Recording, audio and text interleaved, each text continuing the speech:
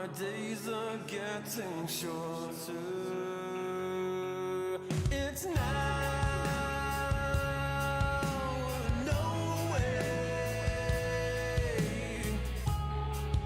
Cause life flows like white water. Take a moment to breathe, hold it in, stay a while, forget all that you know and forgive everyone. It's all in your power to turn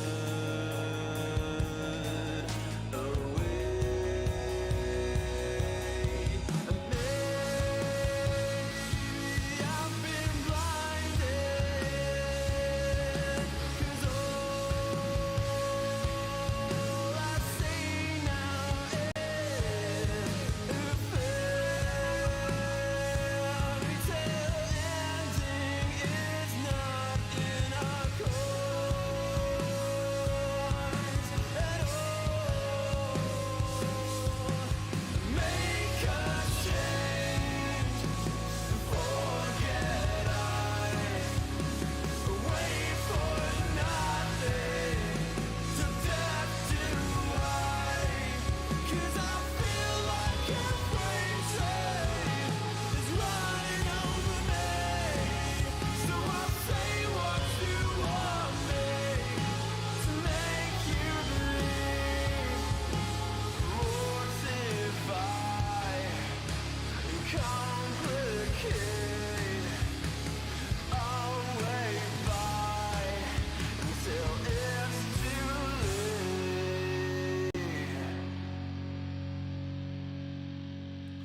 But I think that you know much better. Wait forever. My head is on straight for once, and you will pay for it.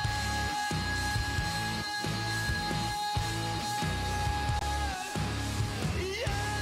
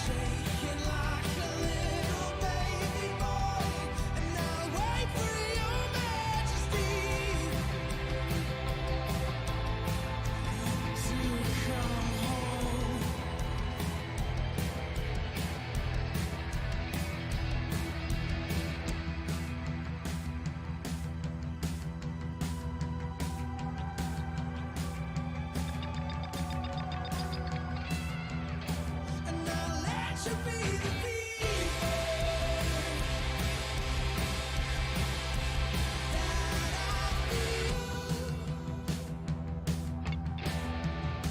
and I'll let you burn a hole right into the sun and call it home.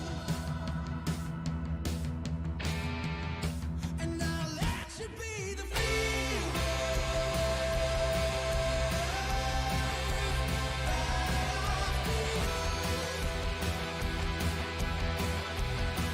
when everything is falling into its place. Everywhere you feel like touch the holy ground. Everywhere you love like keep your weapons down.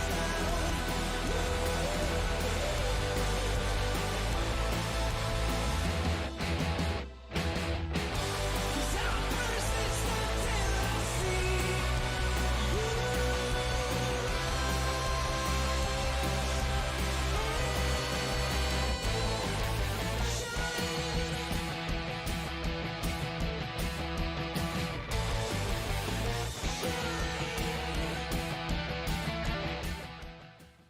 We're back for our last series of the night. Very long break, but we're going to see the two teams that unfortunately lost their first series of the day in a elimination match. And of course, there's only one spot available to make it over to Birmingham for the Western Europe qualifiers. We're going to have the boys, of course, on Navi Jr. taking on Bait. We saw Navi Jr. play early on with some very, very shaky games. And of course, Bait lost versus Secret. I mean, we weren't able to cover that, but for Navi Jr., really the big thing was the Ember Spirit, right? That was the big critique.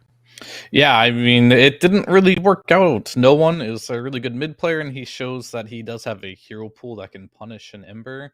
But as I was saying before the game started, if there is a team maybe you can pull it off against, it might be against Bait, because Dendi, his natural hero pool isn't a hero pool that punishes the Ember super hard. But we'll see if Navi Jr. decided that the Ember was fine and they're going to pull it out again, or maybe it's fine against Bait because they did their research, or maybe they're going to show us something completely new. And we saw Bait earlier play against Secret, and I think the brackets are just about as we would expect them to be. You know, OG won their game, Tundra won their game, Secret won their game, and Entity. And then the rest of the teams we expected didn't end up winning their games quite yet. So that is going to be a battle of the lower bracket now, and I think it's about what everyone expected. Yeah, I will say at least I was very surprised though that Tickles didn't put up a fight versus Tundra. I thought that was that is a team with a lot of potential, but that series in particular, maybe like you mentioned, some strategy going into it just wasn't working out for them against that particular Tundra team. So results, not surprised, but at least how they went down, I thought Tickles was going to be a little bit more more competitive. But of course, they're going to be playing versus Ninja Penguins on the other stream, so we'll see if they're going to stick around to make it into day 2 of the qualifiers. But we do have our first pick, so Bait, they're going to open us up with a Timbersaw, Navi Jr. with the response of the Snapfire, which we did see in their game 2 loss, of course, versus Entity. That was in the first phase, which they gave over to Days. 5 seconds remaining. Yeah, and it seems okay. I don't see a big issue with it. It's not one of the big position 4s right now we see a ton of, but that is right there. Whether line is 4 or 5 still serves its purpose. Snap always has a little bit of that flex potential too. It is one of the heroes that actually is, since it's a universal hero now and no longer a strength hero, a bit better versus Timbersaw because you have overwhelming nuke damage. However, still really good as a support. You do have the Mortimer Kisses to be able to deal with it later on in the game. And of course, line provides you that crucial lockdown you need to deal with a Timbersaw. And they're going to switch it up. They decided, yeah, Niku's like, yeah, I've had enough Ember, guys. I don't know if I want to pick it that early. But they respect it. And I think Dendi specifically, he's like, yeah, guys, I don't know. I don't really play Huskar and these type of cheese heroes in the mid lane. So we can go ahead and just ban out his Ember safely in the second phase. Let's see what Niku wants to play them for Navi Jr. At least he's going to be able to have a game of Dota. Hopefully. Well, of course, we don't know his matchup, but again, in those game 1 and game 2, he was lower net worth than the support on the opposite team. So wasn't able to play a game, and this time obviously it's probably going to be different depending on what we get out from him. But Bait responds down to the Venge, so of course one of the strongest supports at the moment. Radiant team pick. Yeah, I mean, I think for sure Niku will have a game this time around. Dendi isn't really one of those cheese type of players that's going to crush you in the laning stage. He likes to play his quick, flashy heroes. He has his own unique spin-off on item builds, too. The only, like, cheesy hero I do recall him playing a lot of was, like, the Witch Doctor mid, which is always pretty cool and one you can actually dominate your lane with, but we'll see if that one ends up coming out. And the Hoodwink's going to come out now. We've seen a lot of popularity with this hero in Western Europe specifically. Just really utilizing, and I think they played a little bit differently with like the max scurry and getting the scurry talent and just playing within the tree line. I liked it a lot versus Nature's Prophet, of course, obviously, because you can get out the Sprout easily. But in this particular game, why not? You got to be a little careful with the Timbersaw, of course, because the Bushwhack, there you need a tree to be there for the Bushwhack to stay intact. So you're going to requires a little more communication that you don't instantly chop it down with the Whirling Death or Timber Chain as you put up that stun. See what the response is going to be from Na'Vi Jr. Of course, both sides, I mean, have their supports currently picked up. Have to see a couple of cores coming out here from Boys on Raiden if you're already looking to potentially try and address your Timber lane. See if they want to pick up they got the juice hero early. Potentially. I mean, if you want to, you can. You can pick something stable that doesn't really lose its lane, like Alina, pair that with an offlaner, and save your mid for last pick. I wouldn't hate that, but it's really just team preference here of like what heroes do you feel like you can pick that won't get exploited. That's a flex pick. It could go either way, and that is also another flex pick. So we don't really know what Na'Vi Jr. is going to do in this particular moment. I would most likely say this is your win range or carry. However, this hero can go into the off lane, it can go mid, it can be your carry, it can be all three, really. And Primal, same story. This hero can not be your carry necessarily, I wouldn't like that, but it could be your mid or your off laner here. So they have some options on what they want to do. They could pretty much pick whatever they want on this last pick if the pieces fit together. And now you have to draft against that as bait, as a carry player too. You have to keep in mind, am I laning versus a wind? Am I laning versus a primal? Or they're going to last pick? It's going to be a hard decision. So I think right now you do pick your carry, and you pick something that is just stable and is going to just do well no matter the laning stage. Like Luna does come to mind as one of those heroes that you can just pick in any situation. So that might not be a terrible option for them if they want to go that route. But definitely want to pick a hero that doesn't get hard countered easily in the laning stage. Of course, would fulfill the role that they're currently lacking with being able to take some objectives as well. It's an issue currently with some of the Bates heroes, so that's where the Luna's also going to be able to come into play, and that potential Roshan. Morph too, maybe? Or TA. Okay. Bunch of minus armor. Okay, you got the Venge, now the Templar Assassin as well. Yeah, that is another flex pick. That one can go mid. It can be your carry at the same time. It's interesting. It's a little scary against the Primal. Like, you have to play the lane very diligently because you don't have an escape mechanism, and you also don't have a way to stun the Primal if you are laning versus the Primal Beast. So I'd probably like to see Na'Vi Jr. throw this Primal in the off lane now, more than likely. And we'll have to see here, as you will get a round things out here on Na'Vi Jr. I think this is like the beauty of the flex picks. They're going to be able to see almost exactly where everything is going, unless they pick yet another flex pick, and then it'll get a little more complicated. But as of now, I think TA would be good in the mid lane against both of these heroes, if they did want to go that route. But they are missing some playmaking capabilities, so yeah. I do kind of like the TA just to be in the carry spot. But I don't want TA to go against like some Lion Primal and just get dumpstered either, because that easily could happen. It's going to be difficult then for Bay. Like you're saying, you don't particularly know what the lane matchup's going to be exactly, and then if you do put the Tempo Assassin mid, then you're going to be lacking that playmaker. Like maybe you can go for a less greedy position one, but really there's not many that fulfill a role of being able to play pretty active. Maybe like you could argue like a Monkey King depending on what the lane matchup is and potentially your itemization, but really your playmakers come from the mid lane, so it's going to be a difficult choice for Bait. Would never recommend playing Monkey versus Wind Ranger though. That matchup is way too hard. And it's going to be a Pangolier here. So now they have choices. Do they want to carry? Do they want to pick a mid laner? That's even better versus the Pangolier. I think you probably just pick a carry here. And you just put the wind to mid should be fine versus Pango.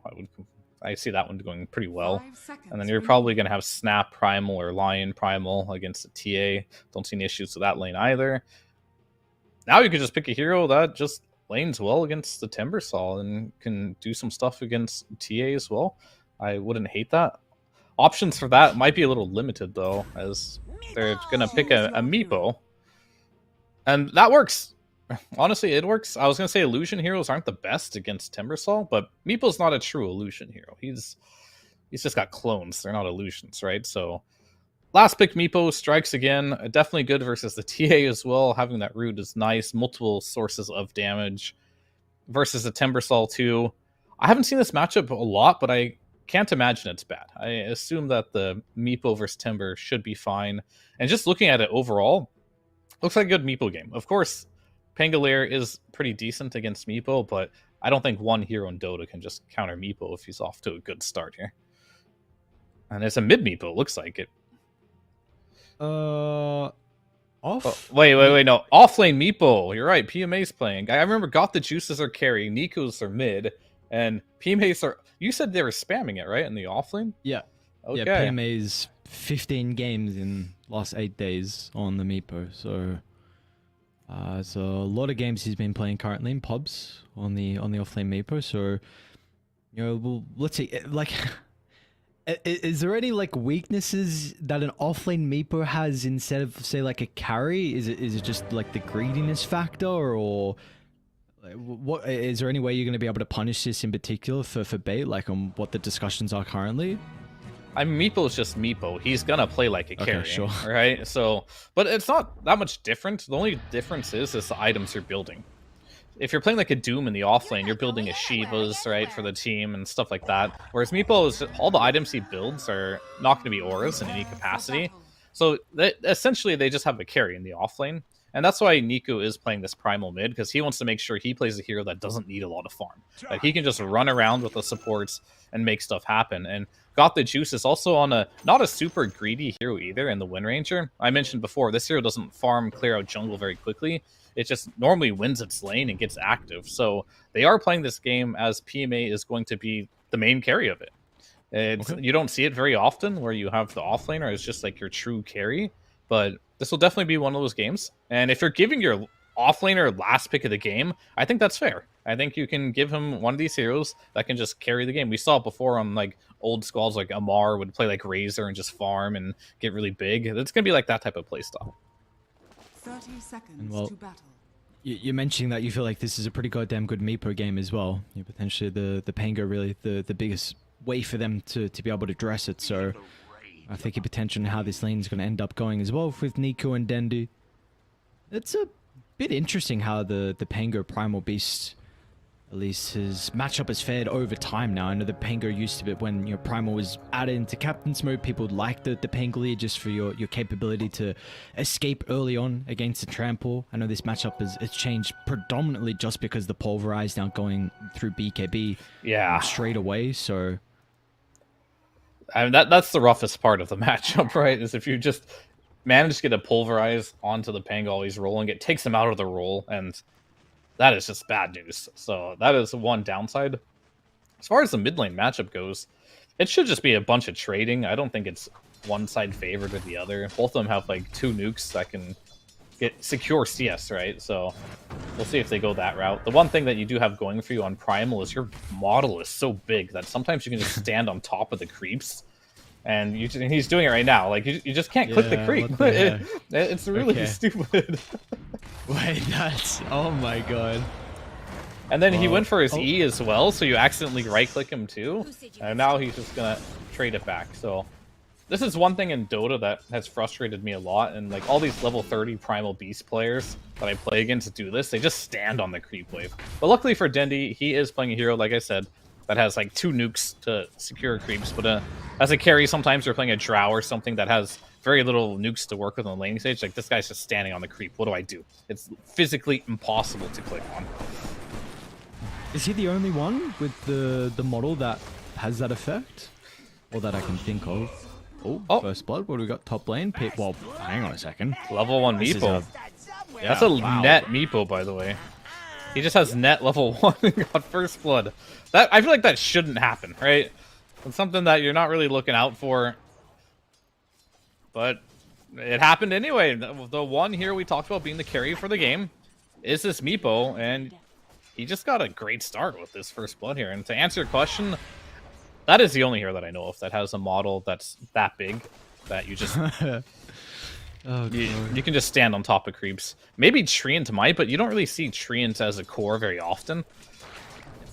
So this is the one core hero I know that CS is that kind of abuses that. Let's take a look how this bottom lane's going at the moment. Got the juice, of course, on the Wind Ranger. Bunch of stats as that universal hero. Up against Stonebank on the Timber as well. So far, it looks like nothing too crazy between these two.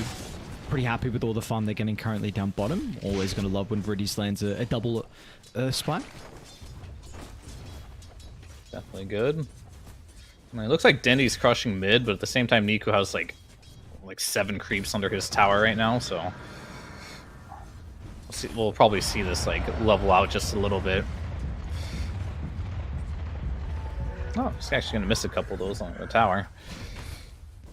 So close matchup so far in this mid lane, but Niku just getting a slight edge, just being able to be that big body. But Dendi's doing a good job just harassing him out a little bit. Summoning down bottom, taking a little bit of damage on the Hoodwink as well. See, have you got a preference with the skill build in particular for the Wind Ranger? I know we spoke about the itemization previously. Is actually top lane. Mary goes down. So another kill is going to be picked up for the boys on Na'Vi Jr. Meanwhile, mid lane, Dendi almost getting Niku. But yeah, back to bottom. Do you have a preference on the skill build on the Wind Ranger? As a carry? Yes, yes, sir. I think you just get 1 point on power shot just for CSing slowing. Max your win run, max shackle, and you're a universal hero, so guess what? You just go stats after. Okay. You wouldn't be a universal hero carry if you didn't skill stats instead of one of your abilities, you know. Just how it goes. But he did do 2 power shot, which is fine. But I don't think you want to go more than that. Think you're gonna get this water rune? Unfortunately for Dendi, Swashbuckle's still on cooldown for a little bit of time. Might actually be able to go for the kill onto Niku. Will of course be able to activate the bottle to get a little bit of bonus health back. Dendi misses some of the swash as well, so Niku will be fine. I mean, it's a lot of resources still expended nonetheless, and they're even going to glyph the wave. I mean, he's got another swash on 3 if he... I mean, he doesn't have to go for that kill because... Oh. I mean, Dendi's winning this lane, like, handedly at this point. It's definitely not a rough lane like we saw in those Ember, DK, Ember, Huskar matchups. And it looks like they will kill Daze in the top lane and even get the pull off for their troubles. So that's quite good. The Meepo, of course, you did get the first blood, but at least he's not level 4 now. And that's when you get your clone. Meepo's a very different hero. You get your ultimate level up at level 4, 11, and 18.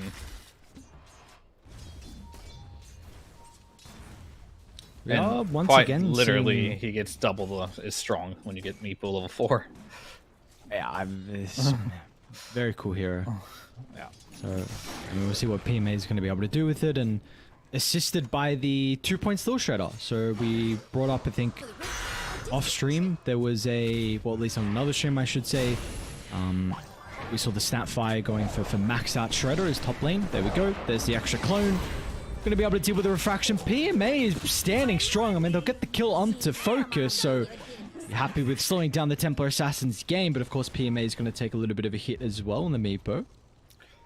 I don't think you're sad about that though, because like it's 3 versus 2 and you get a kill, and then all of a sudden Lion's rotating over for the rune. And the haste will be top. I mean, Dendi has ultimate here. I don't know if you can mess with him. And he's just going to secure it, potentially? Oh, alright. So Niku's going to force him out there. But they do have Rolling Thunder here. I was going to say, they want to go for it though. Niku looks like he's going to be okay. Top lane. Another attempt onto focus. This time the Meld's going to be able to cover him momentarily. An aggressive glyph. Let's see what they want to do off the back of this though on Radiant. But maybe they were setting up for a dive onto focus under the tower. But no, they're just going to chill. We do have the Wisdom Rooms up in 20 seconds, so both sides need to turn their attention over towards this. Yeah, and we see Stamonen's on his way to contest against this. And he doesn't want to. He doesn't want to risk his life for it. A little low on mana, so he doesn't have mana for both spells. So he just going to back it up. And they're just going to trade one apiece. Are you surprised at how well this bottom lane has gone for Navi Junior? Got the juice 42-14 compared to the 26-2 on the Timber. I mean, not really, honestly. I was talking about last game of the strength of Wind Ranger. Okay, Meeple's actually making rotation to bot lane, but it goes back to top. This is what the strong point of Meeple, by the way. I'll get back to your point in a second. This is what the good Meeple players do. They like leave one Meeple in each lane, and you don't know where you're going to get ganked from. It is incredibly stressful to play against. He's just going back and forth, ganking you everywhere. And no, to answer your question, Wind Ranger is just such a strong laning hero right now. This is like what this hero does. I know we saw earlier watching a Wind Ranger lose her lane, but that's like not normal. That is like atypical behavior there. You should not be losing your lane as a Wind Ranger almost ever. Should be able to get a nice free kill into Daze. Dendi's going to be rewarded with that as well, so getting himself a little bit closer to whether it's going to be that Diffuser Blade or the Mage Slayer, which we do see sometimes here. Speaking of Dendi though, is in some danger. Mary's not really going to be able to help out too much, and meanwhile Niku comes flying on over, but Dendi, nice use of the Shield Crash, makes it down to the low ground. It will take a bit of a sack though at the medium camp. They want to come over. I mean, they're too late to protect it, but Stominum might be able to get in range here for the Bushwhack, regardless of Riddy's holds back any extra threat of the stun control from Mary, so looks like Navi Jr. will be able to escape out of Bates' territory. Very good. Middle tower is under attack. Much more even game. This is the first game we've seen today that was even by the 10-minute mark. As Stamonen, the shackle doesn't hit, but doesn't need to. I think he's just going to go down here. Wow. All right, he only has 1 point. Yep, 1 point in reactive armor. That'll do it.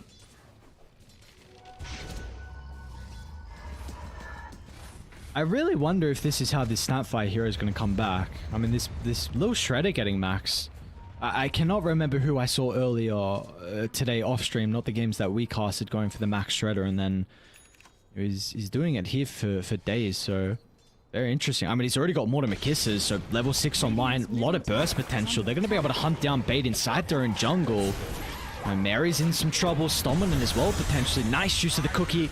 Enables Niku to close the distance. Of course, Daze does have to put himself on the front line, though, which means that Stonebake should be able to clean up onto the Snapfire. Do they read of Niku's TP? Someone's not even going to go for a Hail Mary Bushwhack. Yeah, that's good. And to answer your question, like all the Snapfires I've been seeing on position 4 have been maxing the little Shredder as well. They have? Okay. Yeah, and 7.35, they buffed it quite a lot. And it does a lot of damage now. Like, it does a lot of damage. More justifiable than your nukes, which is crazy to say. Like, I would argue make maybe 1 point in the nuke just so you can secure some creeps in the laning stage. But outside of that, yeah, Little Shredder has been the go-to skill. And he's even saying he doesn't want his Scatter Blast at all. Just 2 points Cookie, 3 points Little Shredder. And might just go 0-4-4 at this point. I'm going to say Bait, first movement out of them though. Looking to try and respond to Navi Jr. clumping up around top. They're actually going to go for their own smoke as well from Navi Jr. So a bit of a clash around this northern side of the map. Focus currently playing inside the lane. Be a bit difficult for them to go for the kill into the Templar Assassin deep under the tower, especially with how close Bait currently are. He's drop dead. The kisses. I don't get rid of the refraction, so there should be a rebuttal. It's a pretty good shackle onto 2 as well, as Riddy's too late to drop the finger. Summonan's going to be able to cut him short, so Bait, you do lose focus, but you're going to be rewarded with a double kill off the back of that. You've got to be cautious of the response from Niku, though. He wants to step in, put his own stamp in this long engagement. Daze off the mark with a stun. Oh, there it goes. Dendy as well. There's the pulverized, like we were mentioning, completely nullifying Dendy's ultimate. But meanwhile, Stonebank over to the northern side as well is going to try and chase down Got the Juice, and he should be able to do so. Windrunner is back up, though. Going to be relying on the spell casting to be able to close the distance. Got the Juice, ducks into the trees. Stonebank, does he read it? He doesn't. Nicely done with the Wind Ranger, just able to get out. Surprised he couldn't see him there. I guess he got fogged for just a second there, thinking he went the other way there, but that was a much needed kill for Stonebank to honestly just get back into this game. He is the one core that is struggling the most. Nico would be number 2, but Nico isn't in a situation where he needs to be high net worth this game. He just needs to be active. And I think it was a little stranger. PMA just like, he ran straight into that TA and just got blown up right there with the Venge, with the minus armor. That fight was not what Navi Jr. intended it to be. It definitely was not. They wanted to get a clean kill and get out, but they overestimated their strength just a little bit there. And good hold there by Bait.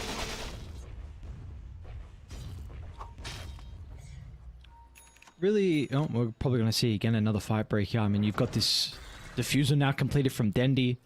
But importantly, it's actually going to be Navi Jr. that are looking to make the first minute off the back of that previous engagement. Down to bottom, they're looking to go into Stonebank, trying to connect with the carry Wind Ranger. Seems they know. Stonebank. Some distance away. Oh, where he goes in the trees, Niku. Oh, he showed him out. As TPs are starting to come out. Pushback will do its best to disrupt, but it is not enough at all, especially with the finger once again from Riddies. So, Niku, dude, he's got to be happy, man. Again, we saw some really rough games from Niku and the boys on Navi Jr., and this is actually a person who he's playing higher net worth than the opposition supports. The way we say is he actually gets to play Dota this game. Yeah. Before, he didn't get to play Dota. He was in the game, but he wasn't really playing. But now, he gets to play his role, he gets to run around. It seems like he is fine being a more sacrificial type of player. Or that's the team that's decided that's how they're going to play. If you have a Meepo offlane, of course, you're going to have to be super sacrificial in that regard. Speaking of Meepo, what's he going for? He's going Ag's first item. He's going to do an Ancient stack here, and then that will be completed. And that'll be a timing for them for them to run at them, because Meepo with Aghanims is probably the tankiest hero in the game right now, just because you have so much life you have to chew through. Maybe he waits for level 11 and gets that second point into the ultimate, and I think then it's go time. See, then the decision they want to make on where they want to try and take these fights on Navi Jr. You've already taken that top tier 1 tower. More than likely, you're going to be looking around this tier 1 mid, and of course, maybe a little bit too early on now, but as the game goes on, they will always have that potential to look towards Roshan as well. But you do have that level 11 now for PMA. Another stack as well for him to farm at the Ancients currently. Of course, the counterpart for Bait, I mean, Focus has died twice off the back of the landing stage. Still second in net worth, though, for the Templar Assassin. So, we saw earlier today, Onet playing the TA, but really never felt the impact out of that hero. Does look like Focus is going to be able to find his items and play around with Bait throughout the early game pretty shortly. Yeah, most definitely.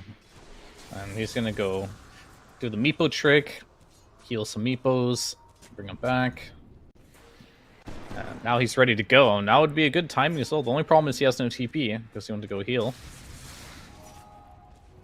A lot of vision for Bait down bottom. They got the new board set up on the cliff.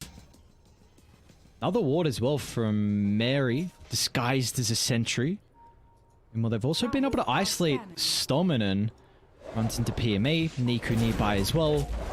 It's a bit of a freebie onto the Hoodwink, and you're going to see instantly Bait looking to try and leave the area. So, unfortunately, this is going to give up 2 observer wards, which will make it very difficult for them to now try and collapse onto this bottom tower. Meanwhile, Dendi, Niku, he's still got the Pulverize as well. It's going to enable PMA to close the distance, but the Urbine instant Rainbow TP's out at bait, but they are far too late.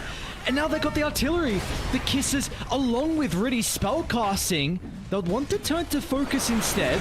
Not going to matter in the end. He's able to get some separation. Stonebank wants to go back in, but the combo not enough to deal with PMA. And now Niku's in some trouble as well. Nothing to be able to stop the onslaught. The Summon's a little bit too late to hold them down. Wait, got the juice? Running on forward, knows no fear. And I mean, the pushback onto 3. Can they punish them though?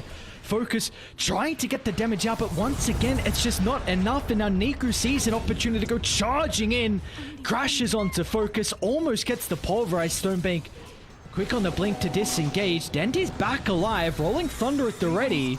Got the juice, slowly getting poked down from afar. Day's able to get some separation, and Na'Vi Jr. and able to build it up to a 4,000 net worth lead. That's just off the back of the first reveal, the Aghanims of the Meepo doing wonders there. But against the Timber, we can see it. Even with that, he's still taking a lot of damage. So you still have to be a little bit careful here. And his next item, I'm very curious on what he's going to decide to go for. Will it be Diffusal Blade? Will it be the Blink Dagger? We'll have to see. Disperser and Blink are some other core items that Meeple will go for right after the Aghanims. And Meeple's going in, and if you're Avenged, you're just dead. Maybe everyone else is dead as well. You're going to see Stoneman over to the right side. Looks like Hoodwink gets away, but Mary will not be so fortunate. Wait, Focus is here. Bane actually want to try and react. Then, I mean, they're going to make the attempt onto the Meepo, but we see how survivable this hero is. Stonebank's going to see an opportunity to try and deal with the line support. So they'll be able to even out the numbers, but now got the Shackle rotated over. The Shackle again. Wind Ranger has been on point so far with the Shackles in this first game, and we're going to see 4 deaths now for Focus here on the Templar Assassin carry. Radiant's middle tower is under attack. And PMA has decided to get the Shard right away too. So this is like the ultimate micro survival Meeple build, right? You have the Aghanims to keep your Meeples alive. You got the Dig. It becomes very frustrating to play against this because now during the Rolling Thunder, he has 2 options. He can either just individually dig the Meeples underground. It works just like the Visage's Shard too, where you can just become a gargoyle. So you just go underground for a little bit and heal. Oh, Meeple? He's kind of alone here. He might be dead. Punish him. All right. Yep. That is a much needed kill for the boys on bait. Dendy's going to get it as well. He's pretty close to Scepter. I mean, all things considering, this 5,000 net worth lead from Na'Vi Jr. Dendy is keeping up in his farm. 5-1-0 here for the Pango. I'm surprised he wasn't able to get the dig off there. If he got the dig off, maybe he could have brought us other Meeples and made a Mega Meeple, but good vision there from the trap, just scouting him out there. He didn't expect that, and Bait just caught onto it right away, and they just ended up bringing him down. So much needed for sure. A couple more of those. And he is being very active on this Meeple, though. Blink Dagger's next on the horizon, and got the juice. He's getting farmed. This is, I'd say, the most standard build. As Hoodwink goes down here. We'll see if they stick around. In range. Well, we'll be able to find the swap back. Niku still a couple seconds with the onslaught on cooldown. Meanwhile, Dendi also assassinates really further to the south. Niku, is he actually going to be able to make it out of this? Dendi swashbuckle up in a couple of seconds. Can he guess? Regardless, Niku's pretty quick. Got some cape along with the phase boots. No TP. Not going to matter though. Yeah, Gossamer Cape is so good. It just has extra value this game too. Whenever you play TA or play against a TA, you just instantly pick that item, I think. You don't even need to think about it. It's so good against the TA. It just stops that first meld hit. Yeah. Yeah. It's definitely a big counter to that hero. There's a lot of small things that makes TA... Like, TA is still good, but TA used to be insanely good. And then, like, the Tormentor thing changed, where you can no longer solo Tormentors because it's damage over time. Gossamer Capes are in the game, and you lose so much of your Snowball ability, which TA is, right? A Snowball hero. With those 2 things alone. unfortunately, luck of the draw. They're getting 2 Gossamer capes. Wind Ranger has her own built-in Gossamer's cape. And we'll see if Hoodwink even gets one. For now, just sitting with the safety bubble. So if they want to take the fight for bait, very scary position if that's going to be the case. They do know someone's nearby. Stominan's going to reveal himself as well. It's like they, unfortunately, a little bit too late to be able to contest that first rush of the game. So Age is going to be given over to PMA. And they're going to look to try and smoke themselves. They've got a pretty good positioning under the creep waves. Top shoved out, mid shoved out as well.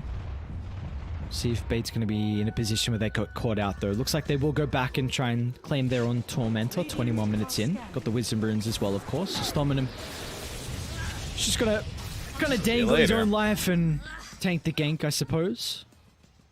Yeah, I get the creep wave as well. It's not like a win or anything, but could be worse, right? Yep. You do not want to call now dying though, and still with the smoke out of Daze and PMA. And they're actually going to jump further down to the low ground. They should have the burst damage with the 2 support ultimates, and Dandy.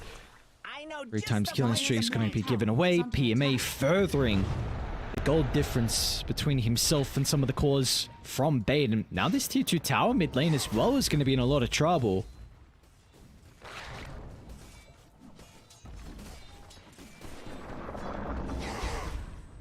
They're just cutting the wave here. Going to the mid lane, taking that one out. And now you're in a situation, your Bait, where you're starting to get choked out of the map here. Dandy, he was your most farmed hero. Him going down there was really big because you have that Agnum Scepter available. And that is very useful for the fights, especially because level 15 talent is online too, so you become that much more tanky. But he goes down immediately with that one. And I think TA with the traps is another timing you can wait for, and I think you have no choice but to wait just a little bit, because this is a Meepo with an Aegis right now, and there it is. Meepo soloing the Tormentor. It's like Meepo, there's a couple heroes that can do it with farm. Weaver can technically do it as well with time-lapse. Ursa can do it with Enrage. Meepo can do it, and Troll can do it with his ultimate, even though it never really feels good doing it with Troll, because you just have 0 HP after you do it, because you can't lifesteal off the Tormentor. Dire's top tower is under attack. Not a bad shard for them to get though. I mean, considering Snapfire had the shard queued up, so he was wanting to go down that route himself, so gives him the gold to be able to complete the Greaves.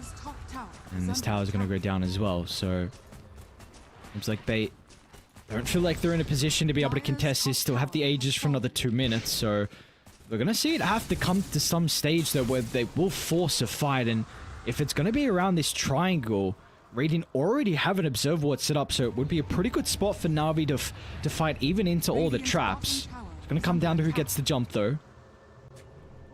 PMA. Do they have detection for this? Under the trap they are. All the vision they need. They're going to be able to scout at the Hoodwink over to the right side. Stominum's making him work for this kill. He's not an easy one at the moment. Now Stonebank wants to see an opportunity, but a little bit messy with his own jump in. I mean, simultaneously, Mary somehow died to a neutral.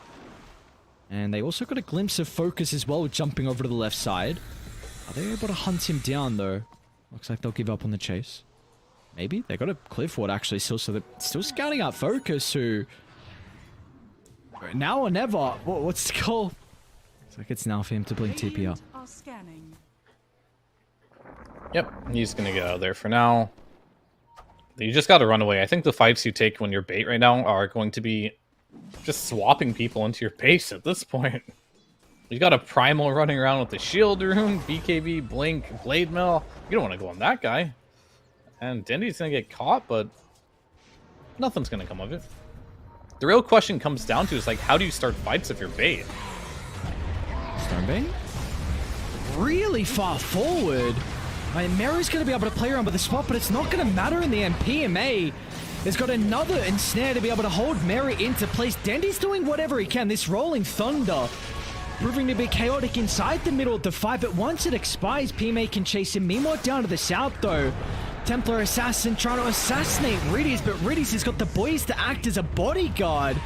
Yes, she could kill, but Na'Vi Jr., they'll clean up with ease, and PMA, he's still fighting Denny as well. Their own 1v1 going on the northern side. PMA, he's got plenty of control. Dendy will finally get the swashbuckle up to the higher ground, but Nico in hot pursuit. used to the pulverize. I mean, PMA's a little bit hesitant at the moment. Aegis was about to tick out in 5 seconds, so he'll make sure he does that by himself, and wasn't even needed with the finishing blow. So once again, another successful fight for the boys on Na'Vi Jr. Yeah, and we're talking about the Gossamer cape and how annoying it is. It was so sad for the TA there. Focus really wanted to kill this Lion. So he turns on the Lion. The first hit, Gossamer caped. The second hit, because Lion was on high ground, he evaded. And because of that, Lion was able to get off his Hex and his finger onto Focus, ensuring that he would die there and securing that fight. And another thing that's very interesting to note as well, that it didn't help Dendi necessarily that fight, but every single one of Meepo's clones is considered a hero. And he has the talent, right? Plus 80 shield crash barrier per hero. So if he does a big shield crash on all the Meepos and some other heroes, he has an insane shield that he can keep up. It works for similar spells as well. Like, I was playing Centaur the other day versus Meepo, and I got the Shard, right? You just press your W, and, like, you get a stack every single time you hit a Meepo. So these things that, like, work on heroes specifically and can stack up are really good against Meepo. And we'll see if Dendi's shield crash, if he can get a big one, help tank a bit for the team. And as we've seen, Stonebank, he can't go first. You saw his laning stage. It wasn't good. Look at his net worth now. It's not good. He does a lot of damage, but he needs to stay alive. So maybe you just have to make sure Dendi just takes the brunt of the attacks here.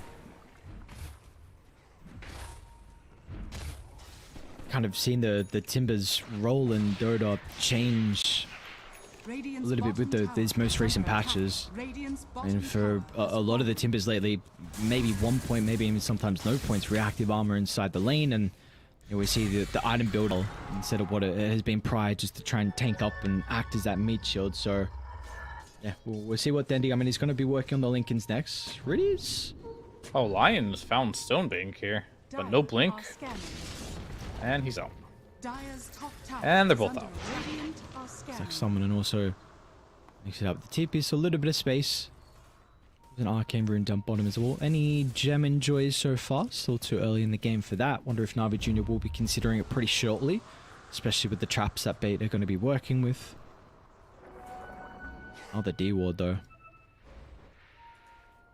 There's an arcane rune here for Niku, if he wants to pick it up, but they're gonna give it to Wind Ranger instead. Why not? Manta done, Gleipnir done, level 19. It's time to hunt, and look who they find again. Just in the nick of time with the pulverize. Niku. Oh, okay. Stonebank, okay. Actually lives through it. Really nicely done. The swap from Mary is able to keep Stonebank alive, so he gets back to base. Everything for his cores, you know? Like, swap now gives you a shield. 500 shield at level 2. That's why he went Solar Crest, get another 400 shield, so even those hits that came flying across after the swap, they do no damage because they are all blocked. And there's a big reason why Venge is so popular right now, too. That shield you get after the swap is so nice.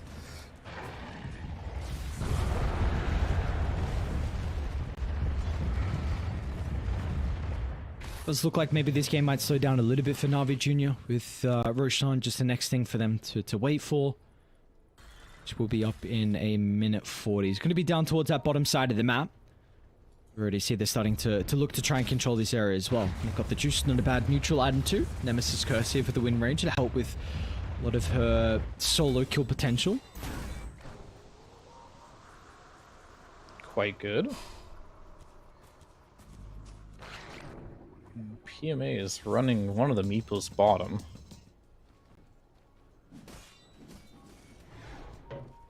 Normally I don't see the clone running away from the team, because the clone is the one that has the blink dagger. But PMA showing he's got the micro skills for a Meepo. Clearing out the jungle. What happens? You play what, 15 games in Meepo, and in a week you have to hope this man's got the micro skills developed after that time. Yeah, that's working. I've been impressed with his Meepo. I've been looking at like the little things. It's been pretty good. It is impressive. When you say little things, is it mainly just micro and potential farming patterns? It's mainly just his micro for the most part, and how he's moving his meepos across the map. Radiant's top tower is A lot of under the attack. players like will just, you know, have their main meepo, and then all the other meepos just kind of walking together, like Watson had, for example. And Watson's meeple was, you know, still in trial, but the meeple players that play a lot, you see these small little things they pick out from playing the hero a lot. The Meepo nerds, as you will, seems Yeah. like PMA is definitely one of them, and there we go. Roche is up. Now we'll go uncontested. Bait gonna use this time to try and get some of the waves pushed out. Potentially even take that T1 tower up top as well. They don't even want to give them this T1 tower, so Glyph's going to be used to prevent that. I mean, it should still go down nonetheless afterwards. This is second Aegis. This is when the game can get scary, because you're getting to that point of the game where you have enough items where you could make the choice if you wanted to go high ground. But is it always the right choice to go high ground? Well, that one is sometimes debatable, because that's where if you don't know what you're doing and you don't execute nearly perfectly, big mistakes can happen. And so a lot of teams will decide, especially if you aren't a team that has been around for a long time and has had a lot of success, sometimes not going high ground is the best play. Just build that gold lead. Especially into the threat of this swap back from Mary as well. We're going to have to see how that comes into play. Dominant down bottom. Looks like Riddy's going to be able to catch out the Hoodwink. The pesky support will be shut down. Meanwhile, they're also trying to get another member, Niku. Oh, there's that swap used defensively to get Dendy back inside the base, but of course Mary. It's a sacrificial move from him to keep his mid laner alive, but these are two heroes now down, and a creep wave that is getting shoved out. This could be the opportunity for Na'Vi Jr. to start to poke this high ground. Yeah, you go for sure. You definitely take the glyph.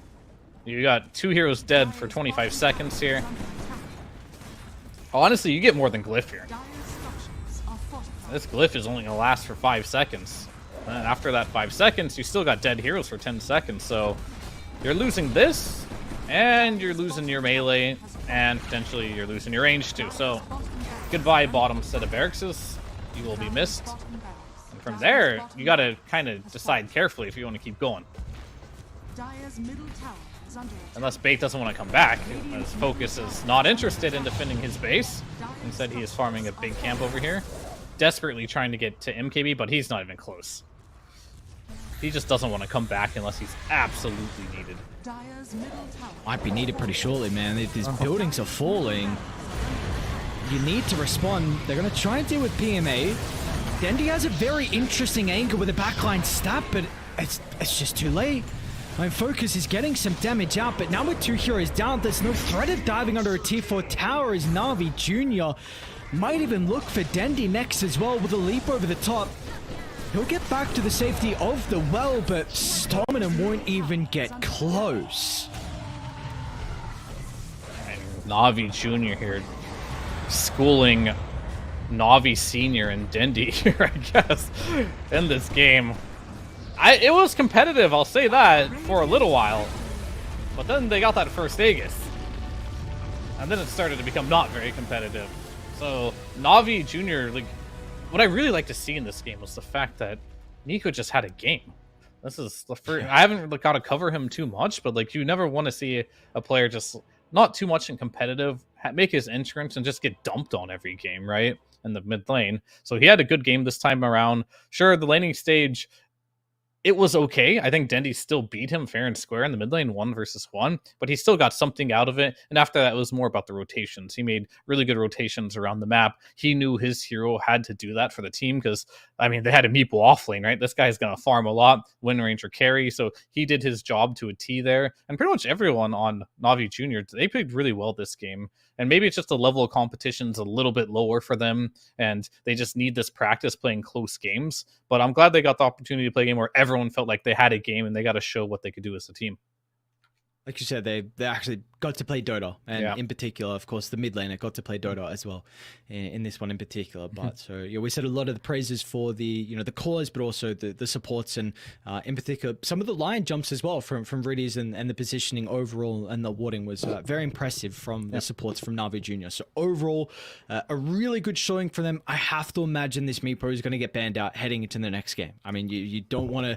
We see people even opting for a first phase Meepo ban as well in some games so far, and depending on the team, depending on the region, so that could be considered. Or overall, you might just look to get rid of it in the second or third phase, because PMA very, very comfortable on the Meepo, and as a result, this is going to give them a game advantage in our final series. It's an elimination series as well, so one team will be going home to close out our day one here for Western Europe close qualifiers. We'll see which team that is going to be. We've got game 2 around the corner.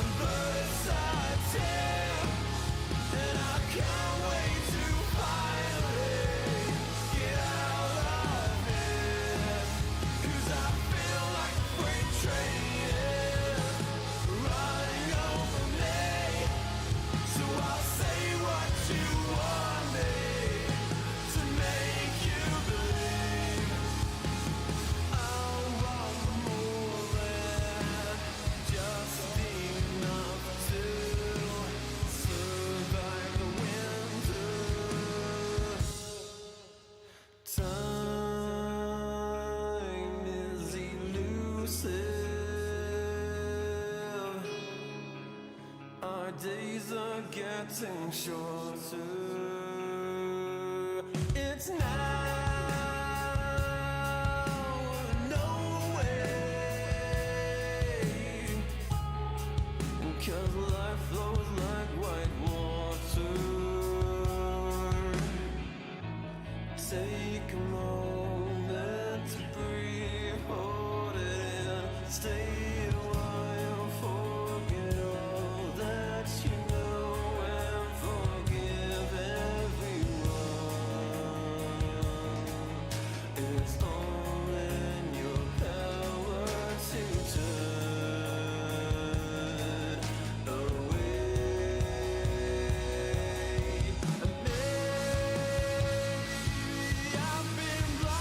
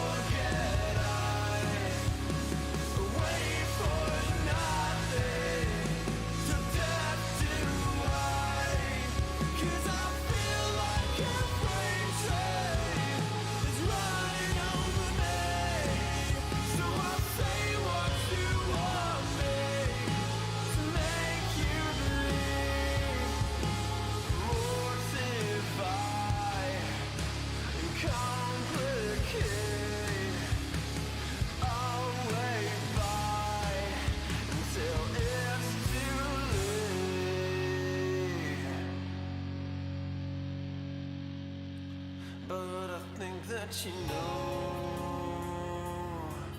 much better. Wait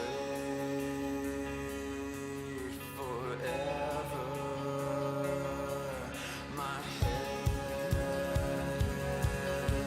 is on straight for once, and you will pay for it.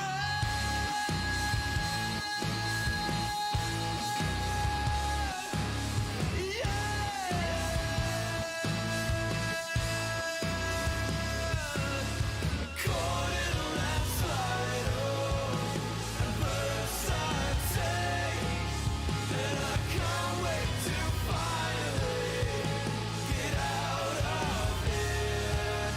And I feel like a freight train is running over me, 'cause I know like I know everything to make you believe.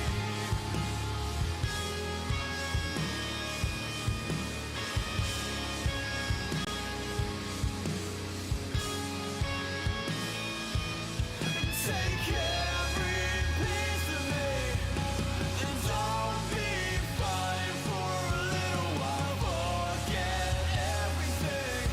You're making excuses. These loaded questions will be useless for you. And the real answer is that I fucking hate you.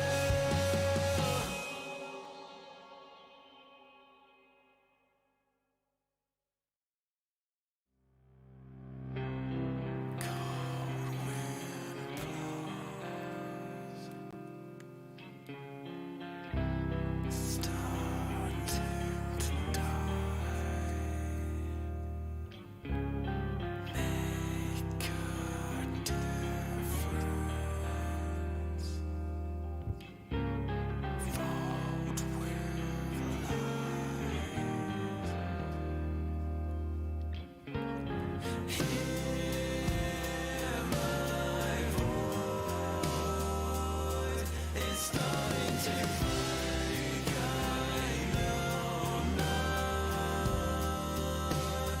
When you were stuck by me there to go away, I'll never forget to break my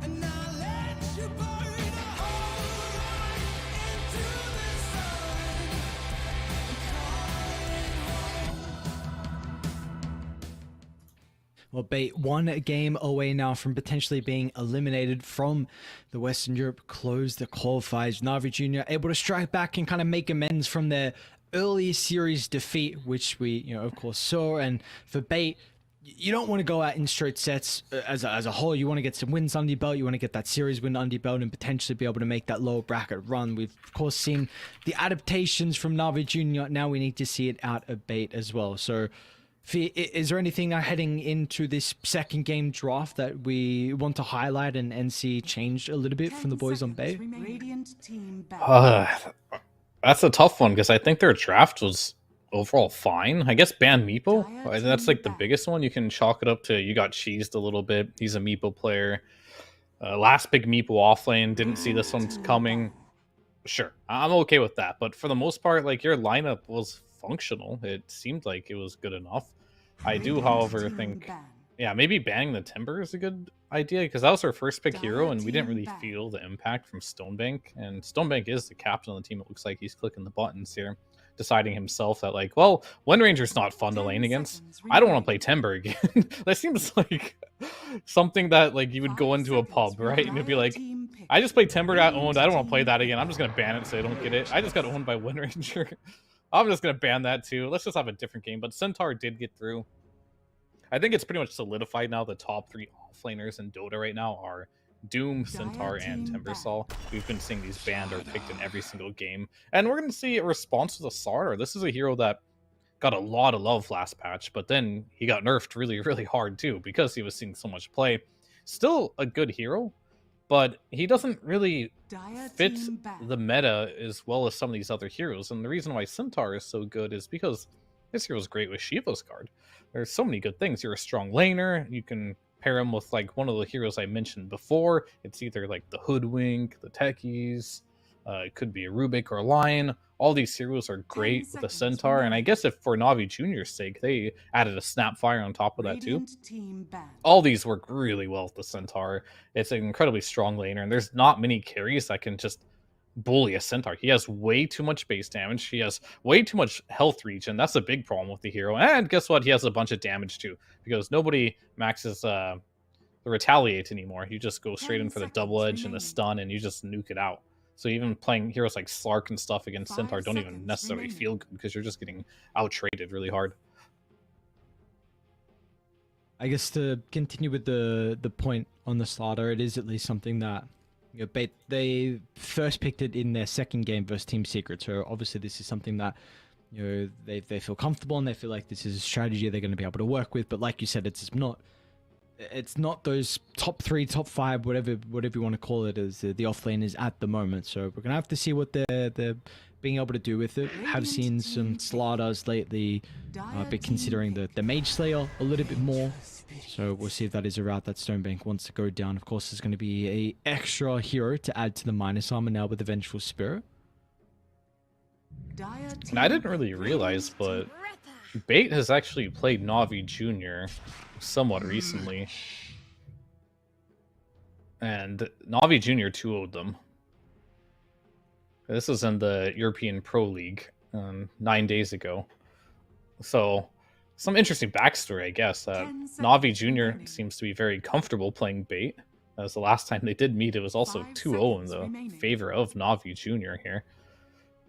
So that's quite interesting. And another, maybe not so good news, but so far in Dream League and Berlin, Bait has yet to find a single map win.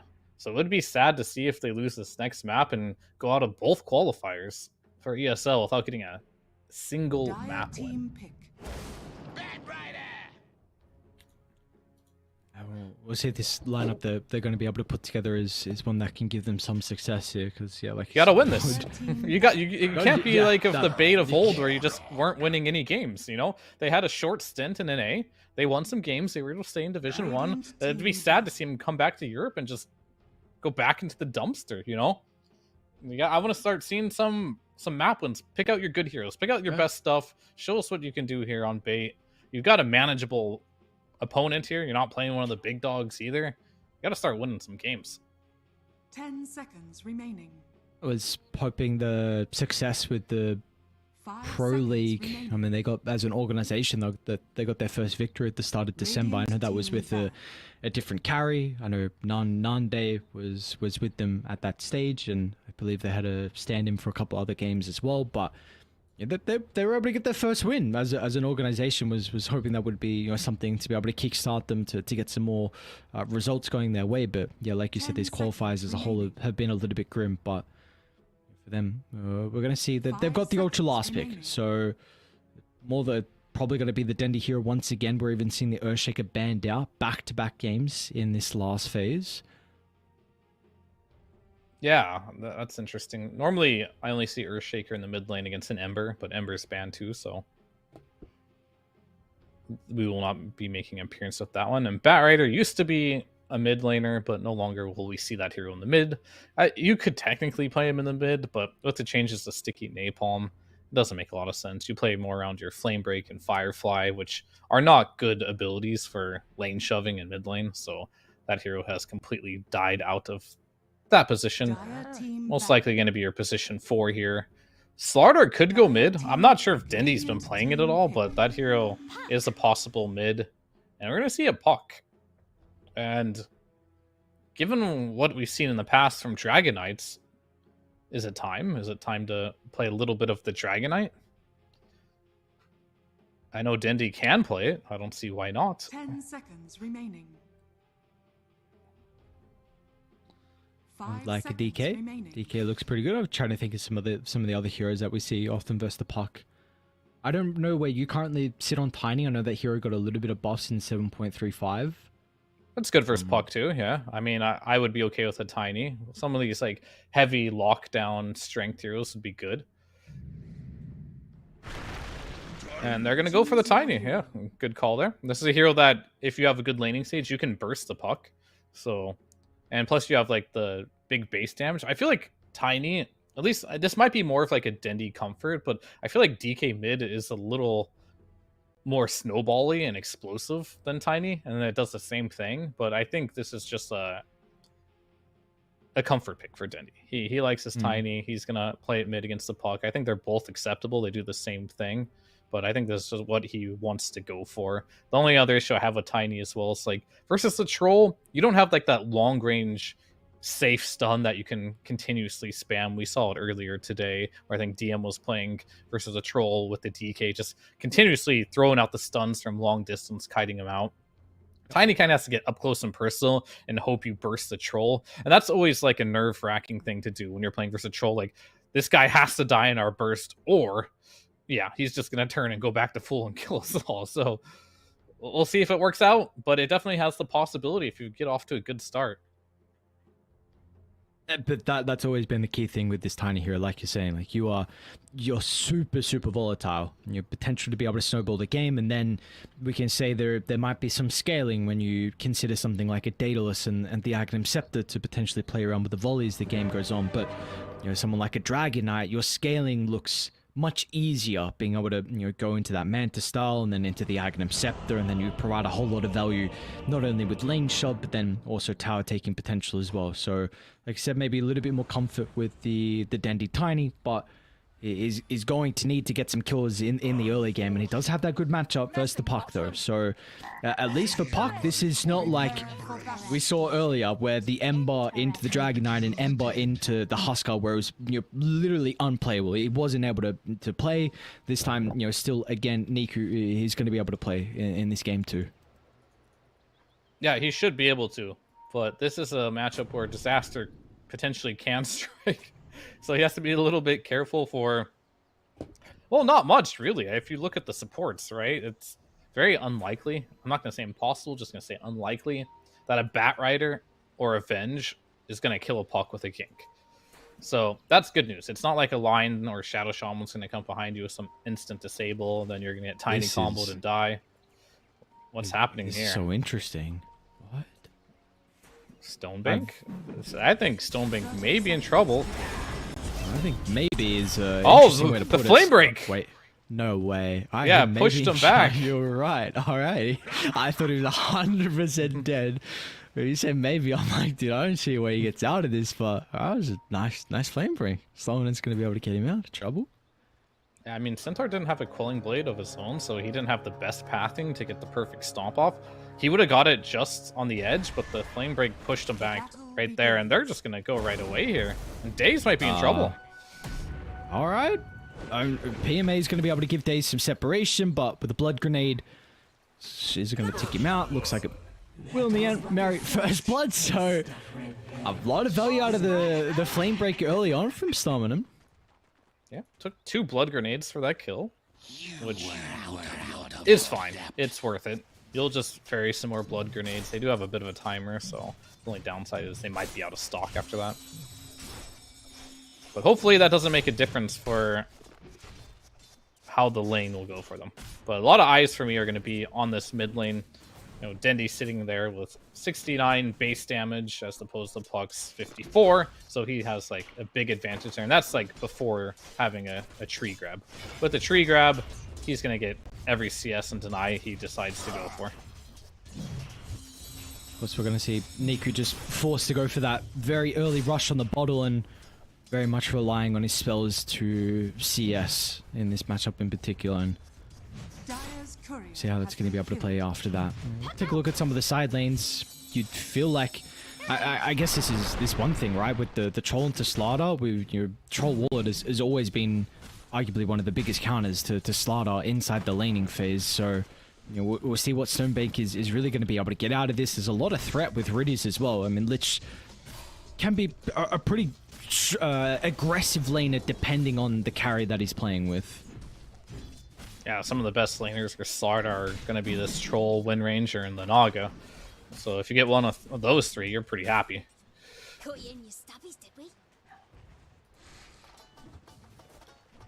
So what about the opposite carry here for Focus? Do we feel like he's going to have as good of a time as... Well, potentially not. Don't think so. Yeah, if he's able to continue to land these bushwhacks onto 2, we got a quick pause, but I don't think that's going to keep Focus not being chased down at all. Unless they both misclick. And he walks away, but no. Yes, okay. He's... So... Yeah, I mean, we're just saying Troll's going to have a pretty good time top lane, and then you see the opposite for Focus down bottom, and gives up the first kill for Navi Jr. This lane is impossible to win against, I think. You can survive. And it's funny, because Luna is, on paper, one of the better heroes against Centaur. Because you get to keep your range a little bit, you're fast, at some point you'll get the glaives and you can kind of harass them as well. But I think the biggest thing is you can just get the hell out of the lane as soon as possible. And that's just kind of why we've seen Centaur banned in almost every single game. This hero's nuts right now. Like, you don't beat this in laning stage. He's got 11 region base right now with no Tango running. You normally need a Tango running to like that type of region.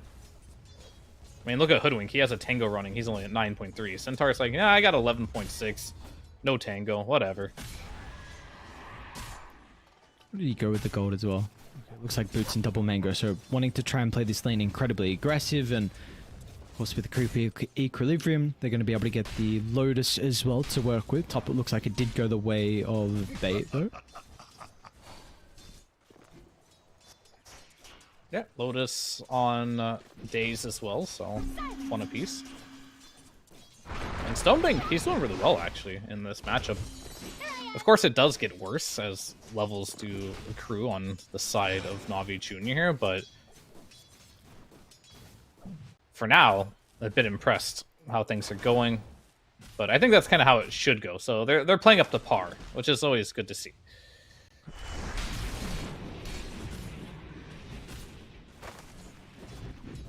You do have to be a little careful for the Troll versus Bat matchup. As good as a hero Troll is against the Slardar, it's equally bad against the Bat Rider. Because you have no way of getting away from him if you kind of get stuck in the Flame Break and Firefly. You're kind of just like a sitting duck there. And this mid lane, yeah, I look at it. It's almost completely even here. Niku doing a fantastic job, like, mitigating a lane that I feel like you should have more than 4 denies on Dindy, right? Versus as a Tiny versus a Puck. So he's finding good ways to make sure that the denies aren't coming out from Dindy. You can only spam your spells so often from Niku, so yeah, very surprised in how he's been able to play this lane currently. Of course, it is going to continue to get difficult with that burst potential, but That's where, you know, potential extra stats from the wand, and have to imagine a raindrop is going to come into play.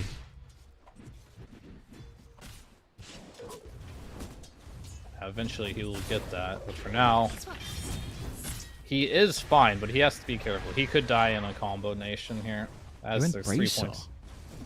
Wow, okay. That's a very interesting adaptation from Niku. I think I like it. You just need the raw HP when you play versus a Tiny. Bottom lane as well, meanwhile. Yeah, what can you do, you know? This lane is just really hard. Just double stun, double nuke. You just die if you get caught into any of these stuns here, and it's not very aggressive either. This Venge can't really do much with the Luna, and unfortunately, when I play Luna, I typically like it in my position 5 as a hero that has good right-click potential, has good range. That way you can kind of abuse the aura. But Venge isn't a hero that really likes to just right-click too much, or at least can't trade against this lane, so you try to counterpick as much as you can, and I mentioned, I don't know if it was this series or the series before, but this is like the winning success for just playing in the offlane right now. Just pick one of these strong 4s with these melee stunning pos 3s, and things should be good as we go for the 6-minute runes. He's might be in some trouble, and yeah, he's going to be forced to move away, so won't be able to contest the rune. But luckily enough, he's Niku's dead. Going to get a kill. All right. So instant use of the double damage rune here from Niku. And he's probably going to be able to continue to refill the bottle off the bounty top lane as well. A dive under the tower, so with the supports rotating, they didn't need Riddies to help secure it, and the extra +1, they're going to be able to get a kill onto the Slardar. That's an offlane disaster right there. Like, their Phosphor goes to secure the rune, but for some reason Stomanen, he's just not on the rune. He decided to be greedy, and you know what he was doing? He was stacking. He decided to stack, then go for the rune, but if you do that, you're late to the rune. So he was late to the rune, but Puck already had the rune, and now that DD that you picked up gets you killed, and at the same time, your offlaner dies because you left the lane. So that lane was going pretty decent, I would say, for the side of Bait, but now going really badly as they're going to go on Stonebank yet again. He has no TP. Lacking a little bit of mana from Riddies, unfortunately. It's enough to be able to drag me back with the gaze. And Dendy's actually going to try and TP top it just shy with the Avalanche to clip onto the Troll. We'll be able to get rid of Riddies, however, so at least able to find something off the back of this, and you do have someone trying to wrap all the way around as well to potentially deal with Got the Juice. Dendy's actually still going to stick around. He's got another round of the combo up shortly. This is a much-needed rotation out of Dendy. Very nicely done. Gets 2 big kills in the safe lane of Navi Jr. A little unfortunate that Mary Kay ended up KSing that one, because I think Dendy really wants those kills for those rotations, but it's still killed nonetheless there. And I think they, yeah, as you mentioned, they needed that kill because they over-rotated for that. They rotated the Venge when they didn't particularly need the Venge, which means now you can't really do anything if you're Luna, but hit the jungle up. So Luna is now relegated to the jungle here, giving Centaur, well, the freest lane of his life, honestly. He's going to top of the net worth now, and he's going to continue to climb this net worth. Oh man. Oh, man. Another pushback onto 2, and I mean, Dendy's protected with the shield rune. It's going to be very difficult for them to be able to deal with the Tiny. They're still going to go for it, though. Niku doesn't have any mana to work with. So without the spells on the Puck, Dendy will be able to shrug off some of the damage, and they will be okay. So let's coil Stampede now down as well. What a rune to get by Dendy, by the way. Like, I don't know if he could have asked for a better rune there than a shield rune. Gaben is definitely smiling down on him. Yeah, for sure. I think if he had, like, maybe a haste could have got him out of there, but there's, like, no other rune that he would have survived that from. Do you see that he's gone for these phase boots as well from Dendy? There was, I think when DPC was going around 2 or 3, I was doing the Eastern Europe Division 1, and GPK was pretty much the only person that I was seeing pick up the Tiny, and in those games he was always going treads and actually always farming until he got his blink. He'd always have treads blink 12 minutes in, and that was when Tiny was not really getting picked a whole lot, but I was very impressed with GPK and his choice, and haven't really seen many other people still go for the treads. It seems like everyone else has got the phase, but his read, I was quite impressed with the treads, so just a little bit of a different idea on how to play, I guess, from both the mid laners. Radiant's either bottom way, they're tower gonna is go under smoke attack. out. I think when you go for the phase, you're just looking to get active on the map and make things happen, which is kind of what you look at as a Tiny. It is. In some trouble. Frost shields barely mitigate some of the damage, so another easy kill. Like you said, phase boots enables the rotations, wind lace as well to help get active. Another rune top, unfortunately, Niku a little bit too late to Radiant's snag the middle arcane. tower is under attack. We denied, however, so Dendy's not going to be able to find that one. We have seen as well, importantly, bottom's kind of stabilized too, with the Hoodwink making all these rotations forced because how active beta been. It's been that focus, but the Morbid Mask has easily been able to shove the lane out and then go back and farm the jungle. Yeah, he's gonna try and stick to the jungle as much as he can. Off the juice. Meanwhile as well, with the Vengeful Spirit, they're going to be chased down. Navi, alright. 2 kills able to be picked up thanks to the help of the Stampede. Yeah, they strike back, and one of the things mentioning like Dendi that I've noticed from him is that during the DPC NA, he'd find himself in a situation a lot where you mentioned GPK would always get his 12-minute blink dagger. Dendi's kind of been the opposite, where he oftentimes will over-rotate, stop farming, but just look around to get kills after kill after kill, and not worry about his farm as much as he should. He's doing a little better job this game. He's starting to stack. I think that's what Dota's all about, just learning from previous games and just getting better. And we'll see in this game, will he be over-rotating? But luckily for him, it's been doing well. So I guess in the DPC, when they weren't doing well, he would rotate and it wouldn't find kills. He's doing a great job this game, making rotations that actually find a kill. And what is he? 2-0-1 at the moment here for Dendi. Yeah. His gloves to be able to work with the neutral, and of course a lot of that is going to be set up from the power runes, and we've again seen every single power rune. There's been so much contention between either side.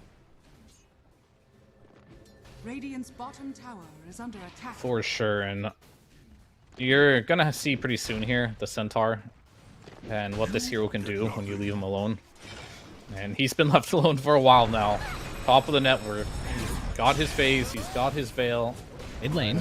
Okay. Really cute Bit of play. the Swap damage. back into the lasso. Niku. Radiant's No, bottom wait. tower Oh, Poss should be able to dodge it. Yeah. Wow. I mean, It's a that's bracer. yeah, the bracer, the power treads being on strength as well from Niku, all that little extra bit of stats, ever so vital to keeping him alive there. I mean, these plays are so risky from bait. Like, I kind of don't understand them. Because right now, it's 12 minutes in the game, and I haven't seen a single hero on bait go bottom. They're just losing one lane of EXP in desperate hopes of getting kills on the map. And top lane, they're going to do it again. Should be rewarded this time with the counter got the juice. Pop the ultimate, but it's not going to matter in the end. They will try and go for a response out in Navi. Is it going to be the... Oh, the coil into the chain frost just shreds apart 2 heroes. And yes, you lose your carry, but Navi, they're going to be able to clean up. Stonebank goes down as well, and it's a 3 for 2 off the back of the some of the ultimate usages out of Navi Jr. It's expensive, and it goes back to...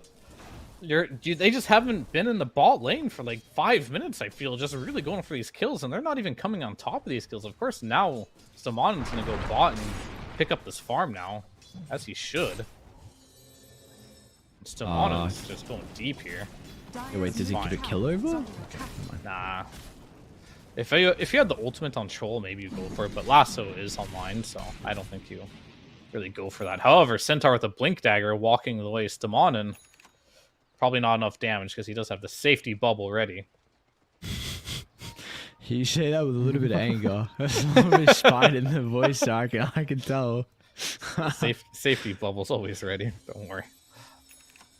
No, I love safety bubble. It's like, you know, like the possessed mask or whatever it was. All these items you have removed because like, oh, it's too OP to have like a farming item, right? And, you know, every time I get a safety bubble, I'm pretty happy.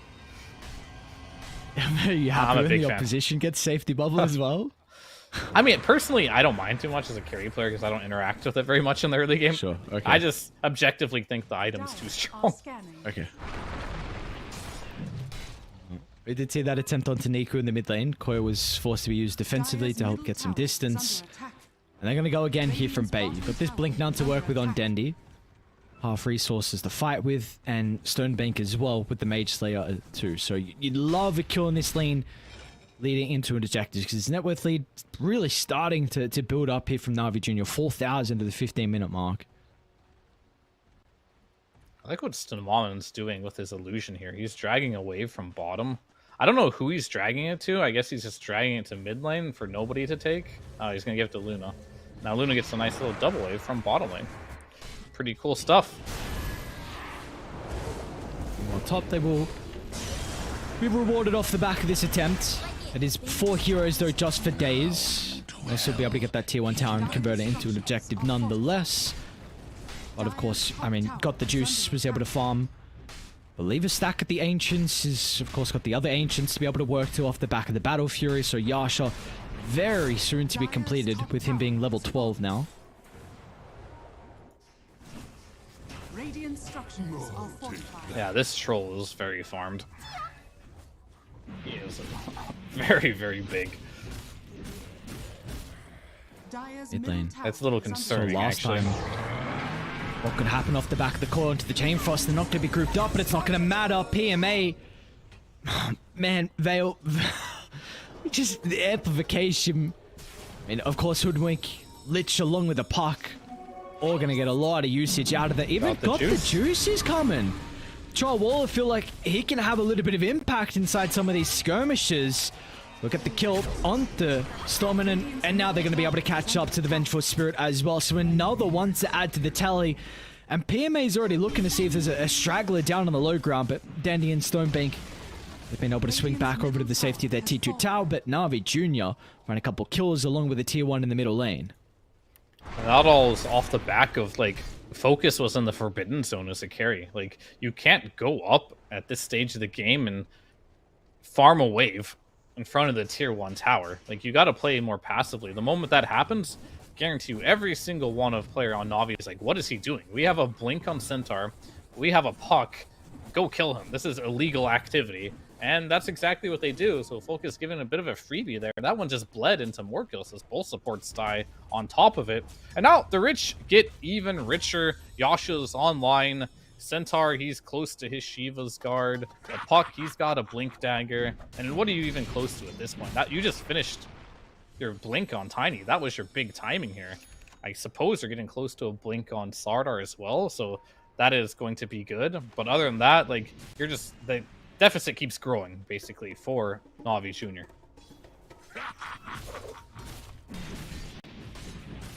Stominan's considering about setting up bottom onto Got the Juice. Yeah, I don't think so. I think he might just run into death pretty soon here. And yep, that's going to be the case. Na'Vi Jr.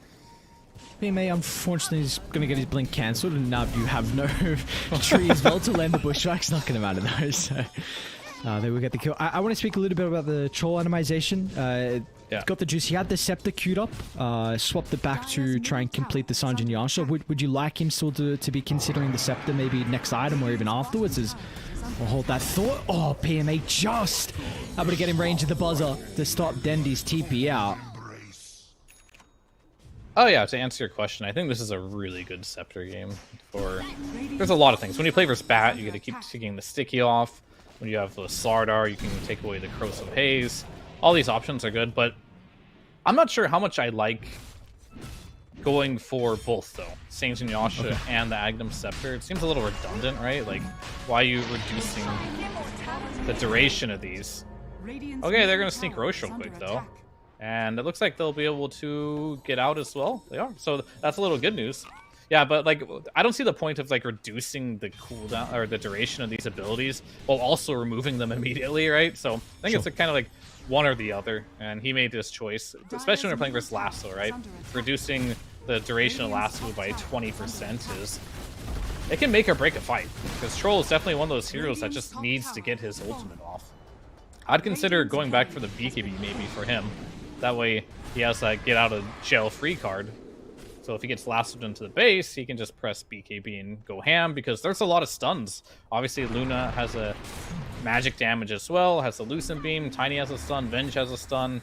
Seems like a game where BKB would definitely be useful. Days. bottom tower is under attack. Kind of the pincer move coming through for the boys on Na'Vi Jr. They're going to run into Dendi.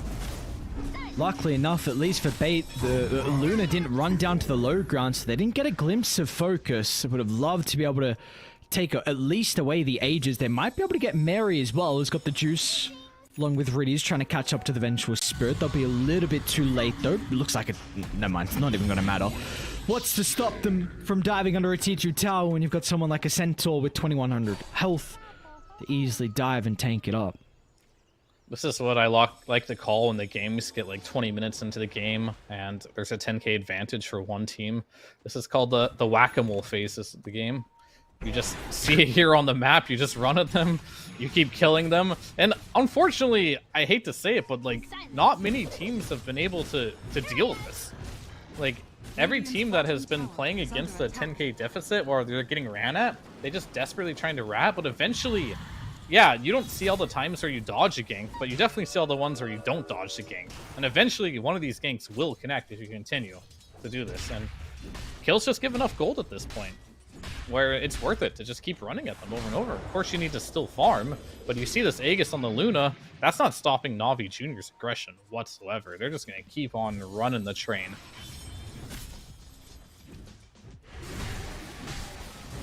We will see Bait, though, look to try and take over their Tormentor and get that Wisdom Runes. It's going to be Aghanim Shard given over to Stominum. Definitely one of the better ones for a support. I was so useless. Like, what do you... Oh, you're so upset. Did Mary voice line? No voice line. Sometimes you see the voice line when you get some crappy shard like that. We'll see who goes the way of got the juice. At least Yeah. I mean, that's a good one, right? Daisy's love and life. You get the boomerang compared to lasso not disarming. Very cool. Yeah, well, every other attack applies a stack of sticky napalm my as bad, well. my bad. Come on. So when he gotta add lassos them, everything. he can right-click them. Yeah, this is like the carry Batrider shard, if you want to meme it up in your Bottom lane Dandy? unranked games. There's an instant use of the boomerang Radiant's bottom and the instant burst potential onto Dendy's Tiny, who's falling behind in something we were mentioning. I mean, he's behind Days. He's On getting the Hoodwink. Niku treatment from the other series. Oh, dude, and they're even gonna stampede Days out as well, so they won't even get the Hoodwink. This is kind of what I mean about the Tiny matchup. You stop scaling on Tiny at some point, at least from what I've seen of all these Tiny players. It's either you're beyond godlike or you're just, you know, like this.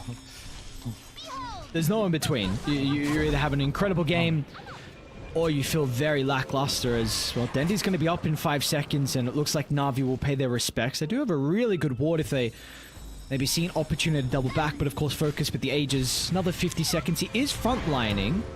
PMA. Oh, jump connecting onto two. Wait, Nico's in some trouble. The Eclipse damage. That'll be able to get rid of the puck. They'll deal with the Aegis. Now, what's the call from Na'Vi Jr.? Dendy's back alive, ready to go. Combo's going to be off the mark. And now there's a bit of an opportunity to troll it into the middle. Meanwhile, as well over to the right side, Stonebank trying to deal with the backline supports the Chain Frost, bringing the slider down incredibly low. They'll get a buyback out of the Vengeful Spirit, but it might be a little bit too late to turn the tides. It's got the juice. Still able to find the finishing blow onto Focus. Now Stominen's going to go down as well. Dendy jumps over the top, but he I just don't know, doesn't my have friend. the combo. Dendy, not enough damage left in the tank. Meanwhile, Mary, that's going to be a dieback out of the Vengeful Spirit. And now Na'Vi, I mean, they're going to consider about chasing down Dendy as well. The sharpshooter to stop the blink away. They'll close the distance and find another kill in the end. A full 5-man wipe as Na'Vi Jr. An incredible teamfight inside Bates territory. And I think that was your one opportunity to kind of kite the troll out and kill him, because he was living on a knife's edge there of being able to get killed, getting kited like crazy. Next fight, he's got a Satanic. So next time he gets low like that, he's just going to pop that button and go back to full HP. So not even opting for the BKB, he's going for a more greedier, aggressive route. But they are 14,000 gold ahead, so I think he could probably get away with it. But Dendy did a good job in that fight, just like continuously stunning the troll over and over again. But unfortunately, the focus fire wasn't there. Luna was on the bottom side of the fight going for kills. On the top side, the Bat Rider was going... I guess the call was, hey, let's just go ahead and ignore this troll. And we'll deal with them later. But I think if they would have all just turned on the troll, they could have had a chance to potentially win the fight, or at least slow him down. Okay. Stonebank dead. And the top lane. And guess what? Dendy's dead. And the bottom lane. It's getting out of control. Yeah. This is crumbling pretty fast here from Bait now. 16,000 deficit, and these items are continuing to come in at a quick flurry from Na'Vi Jr. They're already trying to move on over and maybe catch out another member of Bait. Looks like they will be able to evacuate out of their own jungle. Trying to occupy Na'Vi's side of the map. There's not much farm though for all these heroes. They might get rewarded with a kill. The chain control needs to be perfect. And it looks like it will be. Are they going to be able to make it out though is the ultimate question. Someone gets a TP. Wait, Focus? They see him? Looks like Shiva's. Let me get a glimpse of Focus. He's okay. Luna is very fast. They're going to tip him like, good job, buddy. Get on out of there. He'll cut the bottom wave here as well. But they will know he is here now. Do they want to converge down here? I'd say it's not worth it. And I think Focus believes it's not worth it for them either. So he's going to play the mind games. Go for one more wave and a set of Ancients. His net worth is good, though. The problem is, though, he's the only one with a decent net worth.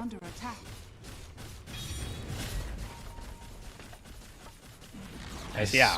The Hoodwink is now overpassed the mid laner and the off laner of Bait. So, kind of a tough game for Focus to carry here. I don't think it's not possible to do that much damage. Okay. That was going to be my question, because you do have the Corrosive Haze and you know, the Venge with the Wave of Terror and Aura to kind of buff you up. I was wondering if it would be enough if this Luna was, you know, top net worth and everyone else wasn't. Dendy. Well, Luna would have to be 10,000 net worth above Troll for that to be reality, in my opinion. Good kill right there. That was much needed. Almost putting that Hoodwink back into his place below the offlaner and below the mid of the enemy team. Top tower is under attack. A rightful position as any support should be, instead of higher than my goddamn cause. Yeah. Well, he's still higher than the cores. Even Stomonen's bypassing Dindy at this point. To go back to Focus, I mean, this guy's got 4 deaths, and the position is in net worth. I mean, of course, it's, you know, this Luna here on just Manta style and what it's able to do, but obviously, I mean, this man and his farming patterns is pretty solid. The fact he's been able to keep up with this farm with the 4 deaths he's gotten. Yeah, no, it's good. This is what Luna does, though. This is, you know, she farms probably the one. I don't know if it's the fastest farming hero in the game, but it's up there. It might actually be the fastest. I mean, Meepo farms quickly too, but I think with all the changes that happened to Meepo, I believe Luna farms a bit faster. Dendy. And Dendy's out. Quick blink out. And they're going to smoke up, and they're going to go to the only place that Focus has found safe and try to find a little bit more luck there, and maybe Daze? Will this be the... Oh, well done. So maybe the read of that they were moving over. Oh, they're not even going to get the kill into Daze, and now they're going to be forced to cut their losses. Merrick tries to protect Stonebank. Swap's going to break the coil. Looks like he should be able to get out. And of course, you'll lose Mary. It's just a question if you're going to lose anyone else, though. Someone is okay. Stonebank also will be able to survive. What were those reactions? That was like super fast reactions from the Hoodwink with that bushwhack. It's like instant. Dire's middle tower is under attack. I did not expect for him to stun the Slardar before Slardar stuns him. I'm not gonna lie to you, because you have a blink on Slardar. I think that was like intuition almost of him wanting to go for that.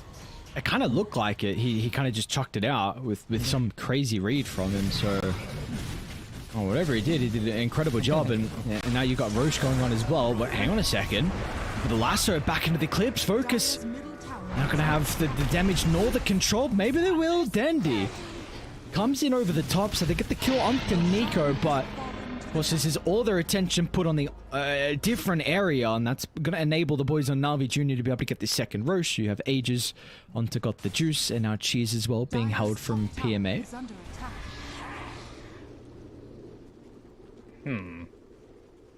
How much corrosion does that do? 15 armor. Dire's middle tower. Yeah, I mean, the corrosion definitely helps in killing this centaur. If it wasn't for that, I think centaur would be untouchable. Oh, Luna, focus. Really far in the front line. I mean, yes, you're taking a fight 5-on-4 without the puck, but further to the north, Stonebank has been able to isolate some of the ports. Now back down to the south as well. Troll got it on top of Mary thanks to the swaps. Enables your Luna to reposition. So once again, the Venge doing an incredible job to keep him alive. Meanwhile, Stonebank, he's still not even dead just yet. The Lich and Hoodwink haven't been able to address this Scepter slaughter, especially with the Mage Slayer as well. So a lot of effective health, and in the end, Bait, they're going to be able to get out, cut their losses just with Mary once again. Alright. They're getting some kills here. They still don't have an answer for Troll, which is a little concerning when it comes to your high ground. But they're doing a good job of getting the rest. Speaking of the rest, they're going to go... But do they get out? Yeah, I was going to say, I don't know if you can stick around to get the kill into Days, and they won't even get the kill. They will not. It was worth an attempt, though, because I think they realized this Troll coming high ground, you want to delay to any... Oh, that was a gem that they just gave away, actually. That's not good. Oh, So no. Simonin had the gem. He just gave that one straight away to the Centaur here. And here comes your high ground push. They've got a catapult as well. Glyph is available. They're going to have to use it soon. We do have to mention, of course, the potential of swap into maybe toss further back inside the base. That's something that Bait probably needs to be communicating. They're thinking about it, but they're not in position for it. They need Luna to be back if they want to do this. And of course, Tiny's not back either. Tiny's cutting the mid wave. Yeah, that's just a mid barracks here. And the Venge! Alright, well, no swap play now, I suppose. Yeah, they can go through backdoor here too. Radiant middle barracks has fallen. I mean, they were doing a good job playing around the Troll, getting kills on the puck, killing the Lich, you know. But the big two problems, there's two big problems in this game. One is Centaur, and the other one's Troll. Oh, this is so crazy. Oh my god, alright. Oh, they're gonna go. Wait, Lasso? But he's got ages. Yeah, I mean, there's a little bit of desperation. They didn't even have a wave as well. I'm not sure what that was about. I think Stomon's just like a little frustrated at this point with how the game is going. You know how useless Retaliate is of a spell nowadays? Centaur has decided to get stats instead of leveling it up. Oh wow. Wait, I didn't know Stampede cooldown was so low with the talent. 65, okay. Yeah. Much lower than I thought. I mean, top lane focus gonna get the tier 3 town once that's open. I mean, Barracks gonna be Luna's, lit. yeah, killing the barracks at this point. And meanwhile, you're also gonna lose some heroes inside the base, though.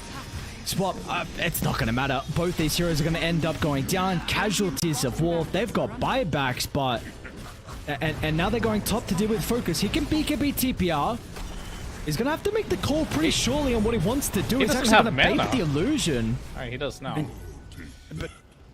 What's now the play? And there we go. Finally, BKB TP out from Focus. He's not going to be able to get a kill before he escapes. Meanwhile, though, back inside Radiant's base, Age is still for another minute here from Got the Juice. So he's got this second life. Not a lot of damage into Tiny, though. Stonebank creating some chaos onto the backline. Riddies is not going to go down just yet. Summonen's going to be able to find the jump with the lasso as well. Got the Juice is in a lot of danger. They'll kill him once and he ain't getting out for a second time. He's got Satanic to work with. He might not even be able to activate it though, but the chain control gets it off for the last second. But the life steal is far too little to be able to repair all the damage, so not the worst. I mean, I guess two buybacks have to be used. I mean, that's really good for Bait, honestly.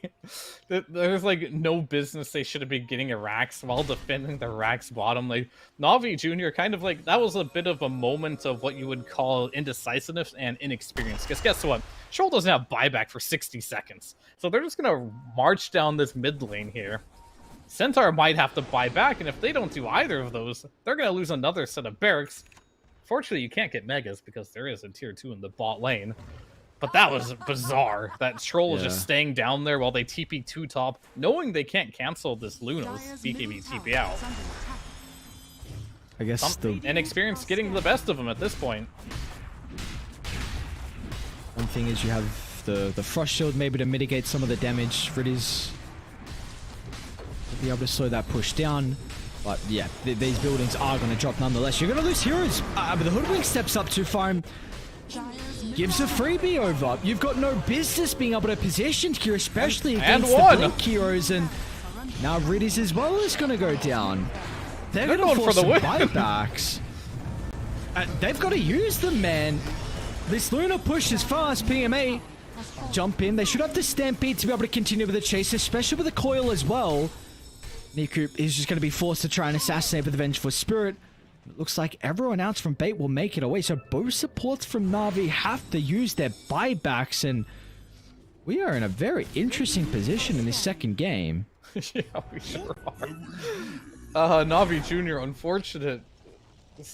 I'm not sure. They're kind of crumbling right now, but it's okay. They got another chance. They're going to smoke up. The downside is, though, I talked about this Luna needing a lot, much more net worth than everyone else. Well, she's on track to that. Yeah, she's got a lot of gold now that they can play around. Got the juice. Does he have a BKB? He desperately needs a BKB. And he says, I don't even want it. So he's going to go straight for the MKB. No buyback available. Wait, smoke popped? They should know. Yeah, they're pinging. They're like, days, come back, guys. But our smoke popped. But what's the call now? Do they come back through? They're going to see Dendy shortly. Oh, this is awkward. They don't know where he's at. What is going on, Dendy? Dendy doesn't know either, though. Okay, all right. How greedy can you be? Oh my god. Yeah, I mean, unfortunately, the Lotus Pool has like a half global sound, I want to say, like if you're anywhere near the round. Why does it have that? I don't know. They just want you to know that someone's taking a Lotus, I guess. Like, it feels... I feel like you just give it's a beacon. Like, I don't know. I feel like it shouldn't have that. Oh, I mean, that's a perfect example. They didn't know. At least they knew around about the area, but they have an absolute complete idea of where he is because for some reason you got a sound cue. Yeah, well, it is what it is, and I guarantee all these players know that that sound does exist. So that's just a misplay. Oh, they found the Luna focus. Here. This is going to come down to where the Venge is positioned. Mary gets the swap away with the BKB, but it's going to expire pretty shortly. Force Staff helps get some distance. They're chasing, though. Got the juice. And he closed the distance, not to be. So nicely done once again. I mean, Mary, if you take a look at the KDA, it's a little bit grim, but without a doubt, he's fulfilling the role that is required. 13 deaths, but a good portion of them been much needed to keep the cause alive with these defensive swaps. Oh no, the swaps have been really good. I'm sure there's been some unnecessary deaths here and there in the mid game, but the late game, these swaps have been exactly where they need to be, allowing the Luna to play as up forward as possible. And would you believe it that Na'Vi is ahead in barracks this game? Like it's kind of wild to think about, but Na'Vi, no, not Na'Vi, sorry, Bait is ahead in barracks, and Na'Vi only has 3 barracks and Bait has 4. I don't know why I had like some weird flashback. I saw Dendy and I thought Na'Vi. Like, it's 2024. What am I even thinking at this point? Oh, we got a rapier queued up from Focus. So I like it. I like it. He can buy it right now. Sell the treads, buy it. You don't have BKB though, so maybe you just chill out for another 15 seconds. No chilling out, my friend. This is no chill. I rapier time. Let's go. Wait. Sceptron's the buff. They got no buy. That's both the supports. They're diebacks. Got the juice, though. Importantly, is under the Luna. It's not gonna matter. Swap away, keeps Focus alive. They may have done it. It's over. No buyback on the troll. The Hail Mary play of the rapier buy from Focus and the Scepter reveal from Stominum. That's game-winning stuff there from Bait. And they know for sure that there is no buyback on both of these supports. However, look at Niku. He's cutting every single wave. Does he have buyback? He does not, so he has to do this very carefully, and I think Stamon's like, we have to protect this wave, guys. We have to. Because Nico, he's going for it. Oh, there's the glyph. Oh, they got the toss. Okay, never mind. He's out. However, he did not get the wave. So You gotta get this wave, dude. and the worst part about that fight was the Monkey King bar on the troll was flying out. Like, he didn't even have it on him. So he doesn't have buyback either. And the Ancient Guardian, it's ready on Dendi. They're stampeding for the creeps. It's going to be too late, though. They're in the base. T4's down. Throne's gone. They did it. No way. Yep. Oh, that has to be so demoralizing It now really for does. Na'Vi Jr., dude. The way they lost the second game, and well, finally, we get a game 3. I mean, we go there in such interesting fashion, but we will get a game 3. We will, and I wanted Bait to show us what they got, and I didn't mean this. Not necessarily. Like, it's good to be able to win games that you shouldn't be able to win, and this definitely was Na'Vi Jr. doing something that they will heavily regret for the rest of the day, at least, maybe the week, depending on how this... Well, no matter how the next game goes, they're going to be like, man, that was really dumb what happened. We're just sitting there hitting this barracks through backdoor protection. We don't back out when we TP to the Luna. Then all of a sudden, we lose this big fight. They get 4 kills on us. And then in our base, we don't wait for the troll to respawn. We just go in, we die on 3 heroes, use all our buybacks, and now that creates a window in which you can win the game if you are on Bait. And they did just that. So good perseverance from Bait here, but Na'Vi Jr. got to be kicking themselves. They deserve this win, probably, in their eyes. I would agree they should have won this game, but the inexperience got the best of them. This is what you're going to learn from a lot if you're a new and upcoming team like Na'Vi Jr. And now it's a question, with that inexperience, are you going to be able to recover from a devastating loss like this one, where you this is a position where it's almost impossible to lose, but in the end, it does not matter. There is always some slight opportunity, and for Bait, they were able to find it. So incredibly well done from them. They're going to be able to get their first win, like you were saying. The qualifiers, they weren't even able to find a map victory, but finally they're at least able to get one, and we'll see if that can tie into now a series victory, as well as we will get a game 3 to close out our night to be able to determine who will be our first team eliminated from the Birmingham closed qualifiers. But we're gonna have to send a break. When we come back, we've got game 3, Bait taking on the boys on Na'Vi Jr. It's now, no way. 'Cause life flows like white water. Take a moment to breathe, hold it in, stay a while, forget all that you know, and forgive everyone. It's all in your power to turn away.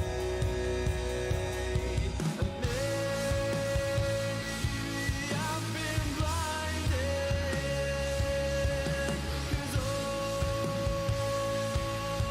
I see now is a fairy tale ending. It's not in our course at all. Make a change, forget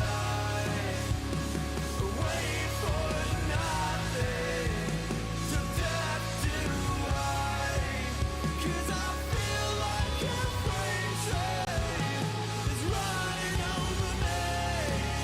So I say what you want me to make you believe. Mortify,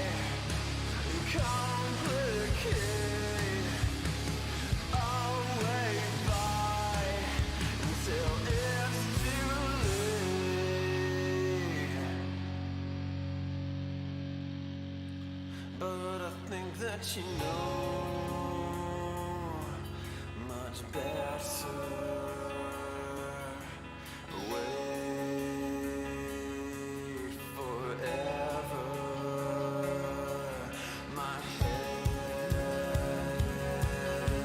is on straight for once,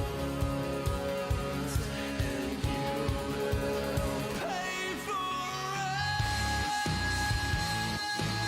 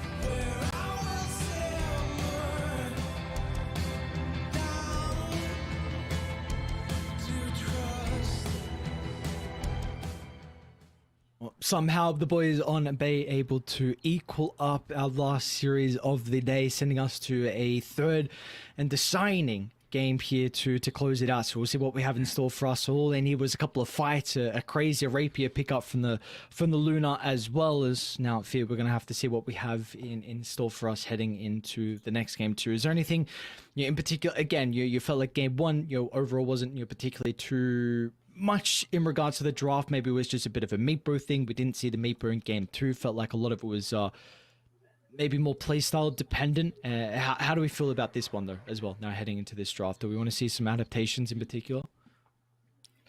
Yeah, but I think the adaptations are mainly going to come... I mean, I have so many thoughts about what happened last game. That draft is like... Navi Junior's draft did what they needed it to do, right? They were ahead of that game. They should have been winning the game. Let's call it like we saw it. That was a bit of a big throw by Navi Junior, being in a base race situation and not having the cool, calm, and collected mindset, I will say, to make the right choice. And that ultimately, you got some old heads on bait that they've been in these situations. They've seen their fair share of base races. They know what to do here. They're probably laughing their ass off in this situation.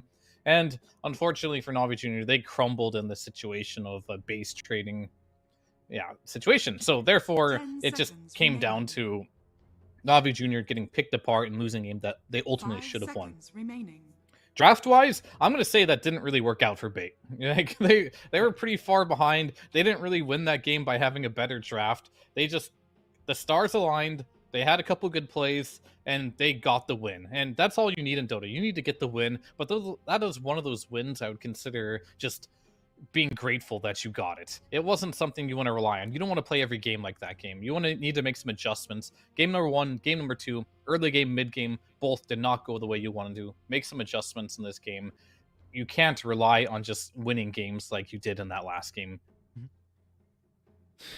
I suppose hopefully for Navi Junior, that's the mindset you can have going into this game as well, being like, game one, game two, the laning phase, the early game to the mid game, it was all ours, and we just made one slight mistake, and as a result, yes, we're now going to game three, but if we didn't make that 1-2 mistakes, all of a sudden this could be a different ball game. So we just got to tighten things up a little bit, once again set ourselves up with a strong draft. We've seen, of course, this Snapfire very, very strong for them, so they're going to go back down that route, especially with the Centaur not being available once again from Bait, getting rid of it in the first phase.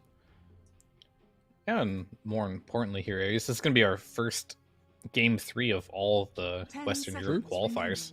There hasn't been a single game 3 yet. Everything has been pretty decisive, and it's really been like showing who the top dogs are and who the rest are for the most part. And looks like we got ourselves... I mean, this is a little unique case, I suppose. Bait, they get another chance, and we'll see what they can do with this lifeline that they were given. And they get the Hoodwink. This is a hero that has been quite impressive in most all the games we've seen it in so far. And correct me if I'm wrong, it's been in every single game we've casted, if not every, most all.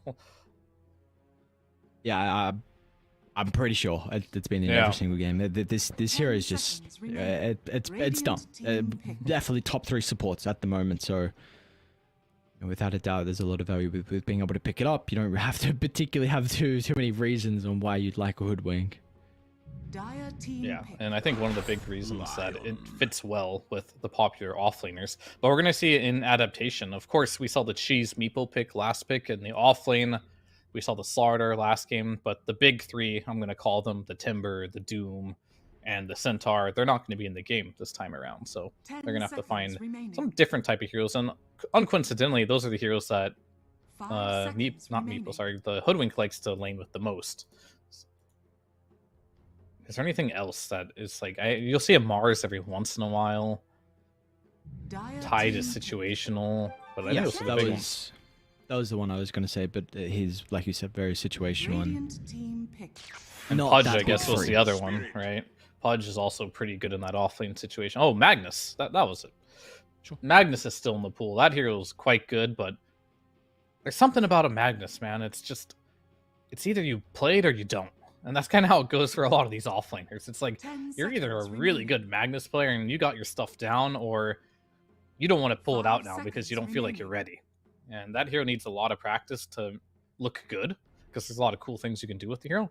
Got to make sure that you've practiced your blink skewers. Make sure they're crisp. Got to make sure your RP, doing the trick where you can turn and face them around mid RP, is on point, and that just takes a lot of practice.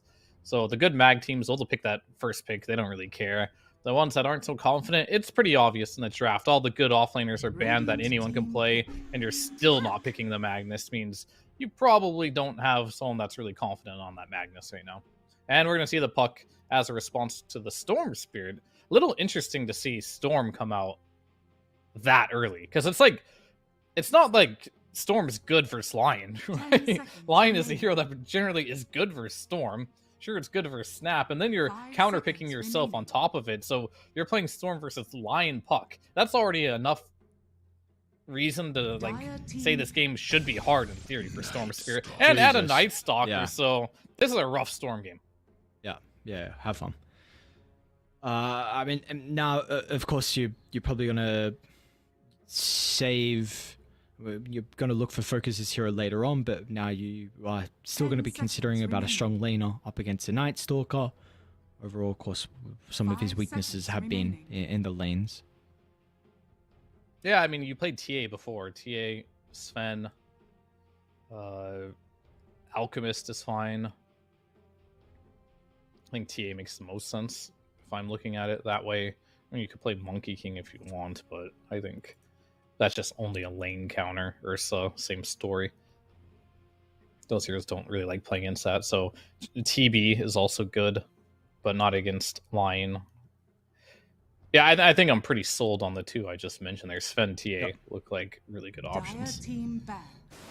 Naga Siren. Naga is not great versus Lion. Good versus Night Stalker. I mean,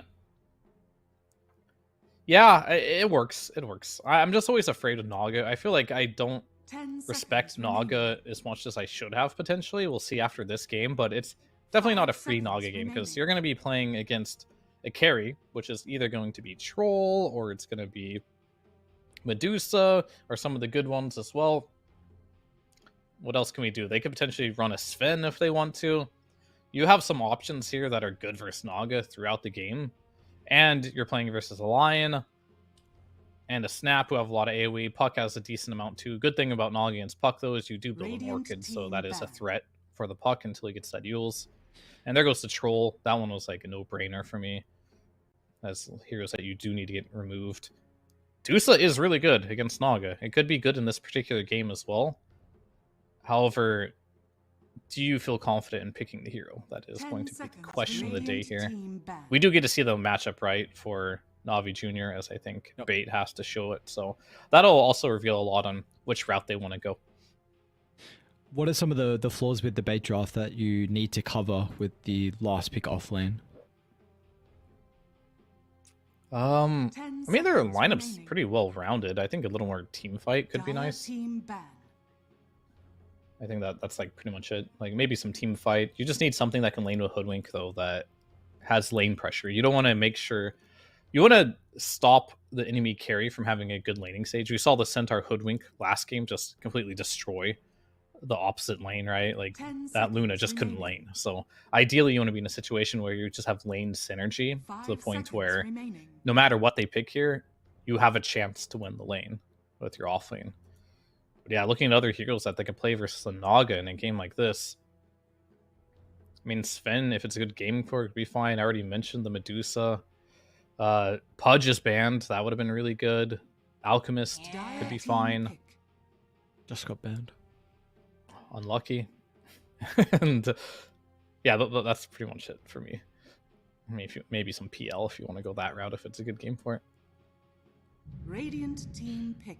Limited options for Na'Vi Jr. For Bait, though, they still have the Mars. Oh, Meepo's in the pool too, right? Yeah, Meepo's good too. Okay. Like, why not? You could easily just go a Meepo here. Pretty good Meepo game. And PMA's or Meepo player, though, so then you'd have to carry Night Stalker, which I'm down. I know, if you got a Meepo offline, go for it. Yeah, I was just double checking if got the Juices played Meepo in his pubs lately. I do not see any games, so Yeah, I'm also fine with a carry Night Stalker. I think we've seen it in the past. It's definitely not in a position like what it used to be. That was a while ago, multiple years, when we were seeing like that kind of Scepter rush, but... And PL would be fine too if they want to go that route. Against what I see. They don't have many answers to PL at all here. So I think I have a good list of heroes that I feel pretty confident, which is where you want to be, right? You don't want to be in a position where like, oh, we have nothing to pick. I think they have a lot of pretty good options here, and they're just going to choose the best from those options, what has the most comfort level / what's best for the game. You may now select Very your good call. heroes. So I guess, could you say the potential one weakness with Na'Vi is maybe their inability to take objectives, where you don't really have that from any of the heroes? I mean, you've got some good core-to-core matchups as a whole. I mean, we've spoken a lot about how it can be a difficult Storm Spirit game, and PL is going to be pretty free, but could there be some concerns on how they can open up the map? So they don't have the best ability to take objectives themselves until PL gets items, in which case he can. However, they do have the ability to contest every objective when you have a Night Stalker with the vision advantage. And it's not like Bait has heroes that are just going to run down and hit Roshan either. Naga, PL, both these heroes don't really hit buildings well. They don't hit Roshan very well. So you do have Mary Y on the Enchantress who can take small objectives like some tier 2s. Roshan's going to be slow until you get a Bloodthorn on Naga. It's just going to be about playing the map. And when you're playing the map, having heroes like Night Stalker are really nice. Puck is really nice. I want to say playing the map heroes are better for Na'Vi Jr. Normally I'd say Storm is good at playing the map, but he's playing versus a Puck, a Night Stalker, and a Lion, right? It's not going to be particularly easy for Dendi to be mobile unless he has like a bunch of items here. So a lot's going to come down to Stonebank of can he make things happen on the map, and it's not going to be easy because PL's a direct counter to the Mars. You can't really catch him. Puck is very difficult to catch as well. The Night Stalker, maybe you can catch him here and there, but all these heroes are going to be difficult. So for me, this is not an easy game for Bait. And plus, you got the outscale potential too. I think the PL with the Aghanims is really good versus the Naga. So a lot of things not going in the way of Bait. So Bait are going to have to rely off the snowball, have a good laning stage. Their lane should be good. Naga is quite good against the Night Stalker in the laning stage. PL is a counter to Mars, but that's in the game.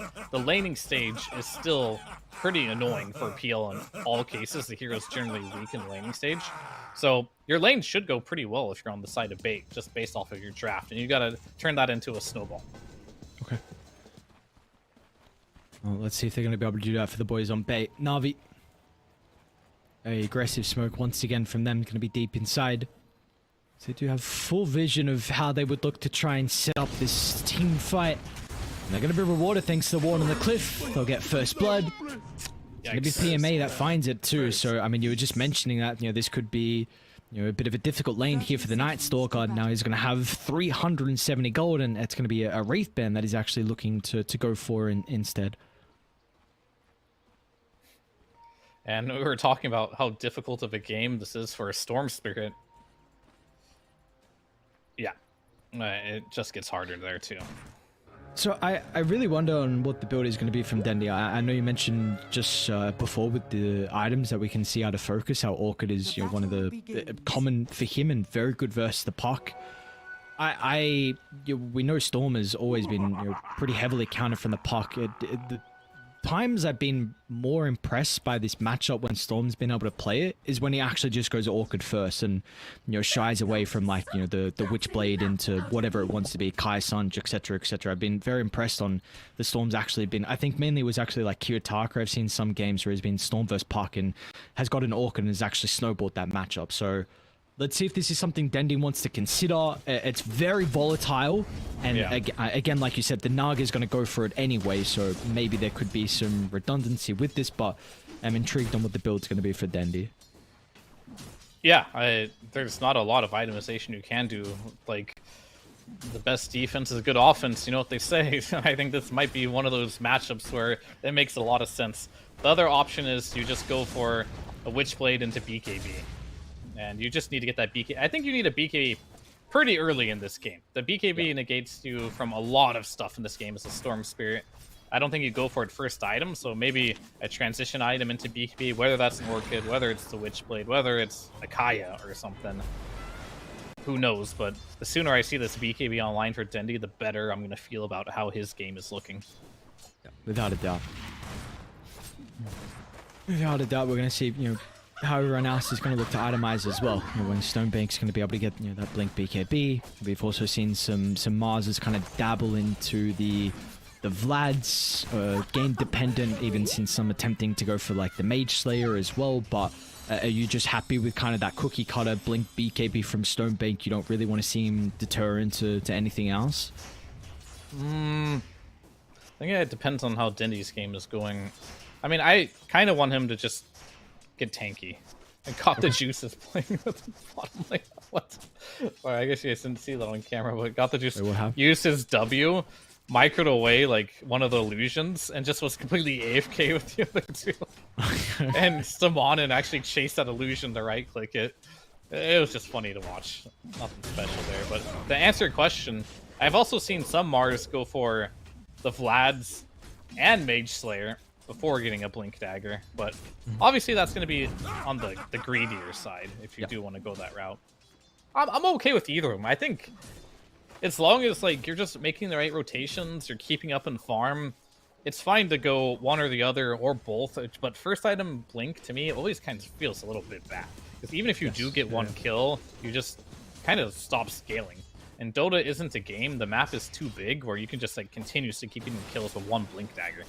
I think that's always been kind of the critique of Mars, though, right? Where this is a hero that is very similar to the Tiny, right? Where maybe not as much as but just the fact that you're a Blink initiating hero, and if some of your rotations don't work out, all of a sudden your scaling potential, your net worth takes a huge hit. And one person who I've always been impressed by with his Mars is a Mar. This guy, I don't care what game he's playing, when he's on this Mars, he's somehow always top 3 net worth. It does not matter. And I don't know if this is a player dependent thing. I don't know if it's an item build type of thing as well, but we're gonna have to see what Stonebank is gonna pull out here, because it's gonna be a difficult game for Bay, all things considering with the matchups.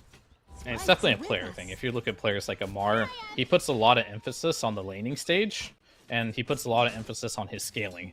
And he's kind of like, you want me to be that guy who runs around? He's like, no, just screw you. I want to have a game. I want to be able to carry the game when possible. So he always puts himself in a position where he can be the carry. And that's a good thing this patch. And that's why he's like rose to such prominence for a while now as an offlaner, and a lot of teams and a lot of players have like copied or replicated his style, because they realize it's really important that your offlaner has a game. And speaking of having a game, Sumonin just got solo killed by Riddies on the Lion. Alright. Stonebank now as well might be in some trouble. Another round of spells coming up shortly.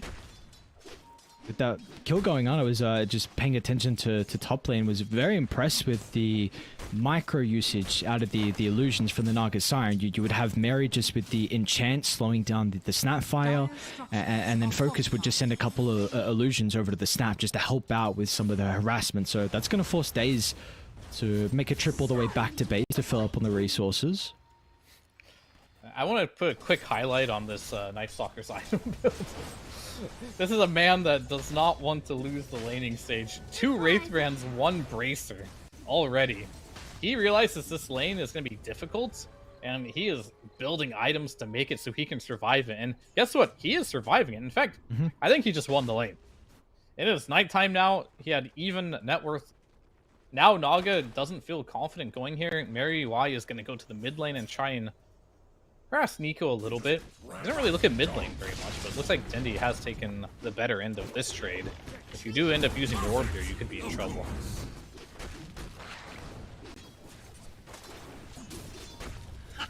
We'll see. Mary Y's probably going to continue to stick around, though. You have those power runes up in about 20 seconds. Oh, they went on top lane. Okay, yeah, they're making a dive. Yeah. If TP's going to be too late, it's in fact, it's Dendi TPing too, so... There's no way you kill this Night Stalker, right? Double Wraithband with the Bracer. You don't. Looks like it's not going to be the case. That is a huge rotation that does not go the way. It means that Dendi, 1, TP used, mana completely gone, and will not get the power rune as well. And Mars died bot lane all the while too, so 4-0 right now. Less than a 1k gold lead. That's mainly backed off of just how well the CS department has been for Dendi in the mid lane. Just doing incredibly well in the Storm Spirit in the laning stage. And he had to, right? He had to have a good laning stage. And even though he got first blooded, you know, the first blood doesn't matter, right? It doesn't, he didn't miss any creeps, and all that bank went into the Night Stalker, so didn't really feed Nico very much in that regard. But level 6 on Puck, this is where things can get a bit scary for you, especially if you have one rotation from pretty much anyone, right? It could be the Night Stalker, it could be the Lion. That might be enough to end up getting a kill here. Are you even, is there a side lane that you feel a little bit more confident for the Puck to potentially rotate to? Or you would like him just to go back to mid? For now, he's only level 6. I think just focus on your farm. See, no contestation with the Wisdom Rooms as well. Sonneman's going to be able to pick up his own. Of course, Daze was able to find the other one as well. I'm really impressed with Dendi, actually. Like, this matchup usually isn't this good for the Storm Spirit. Normally, I can see a Storm coming ahead maybe a little bit in the laning stage, but typically not by this much. But it looks like something's happening in bot lane here. And more top lane actually as well. Dive once again onto the Naga Siren under the tower. Focus. Gonna need another TP coming through, and it's not gonna matter because Riddy's enters out of the portal, and now PMA potentially being able to chase down Stomanen as well. Looks like he will be able to make it up on the higher ground, but this Naga side, PMA, this item build from him. You said he's won the lane as soon as he got to the nighttime, and that's continued to be the case. And now Stonebeak again is in trouble bottom as well. Riddy's along with Got the Juice, level 5 on the line. And, you know, 3 points Earthspike is proving to be very frustrating for Bates off lane. Yeah, it definitely is. And we talked about the Storm, not the Storm, sorry, the build from the Hood. The Snapfire, wow, I can't even get the hero right. Normally going for the little Shredder, but he's playing versus Naga this game, so rare case where you will probably pick up more points in that Scatter Blast.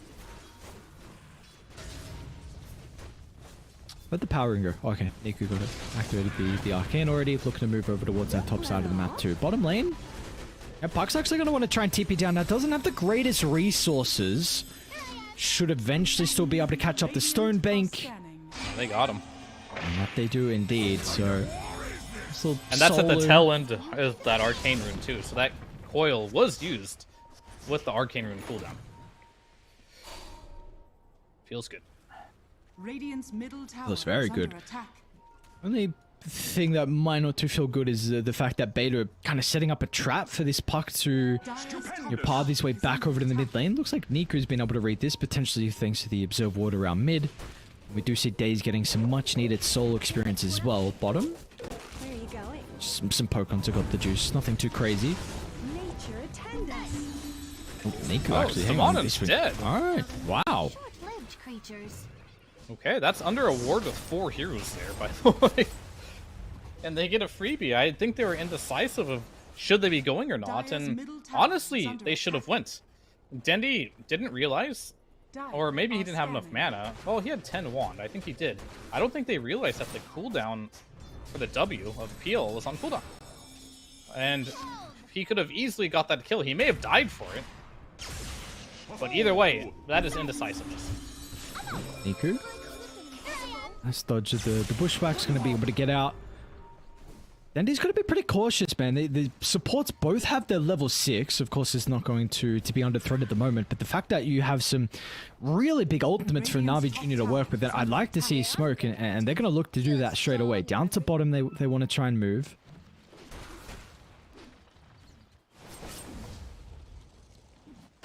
Behold! Stonebank. Invisibility. He's going to be that target here off the back of these ultimates here from Daze and Riddies. Looking to try and slow down this Mars's game. Has got that Vlad's getting worked on, and that's not going to matter. There's the kisses. And he's a goner. Not even going to need the finger as well, so they'll save that in the arsenal just in case for the further fight to break out.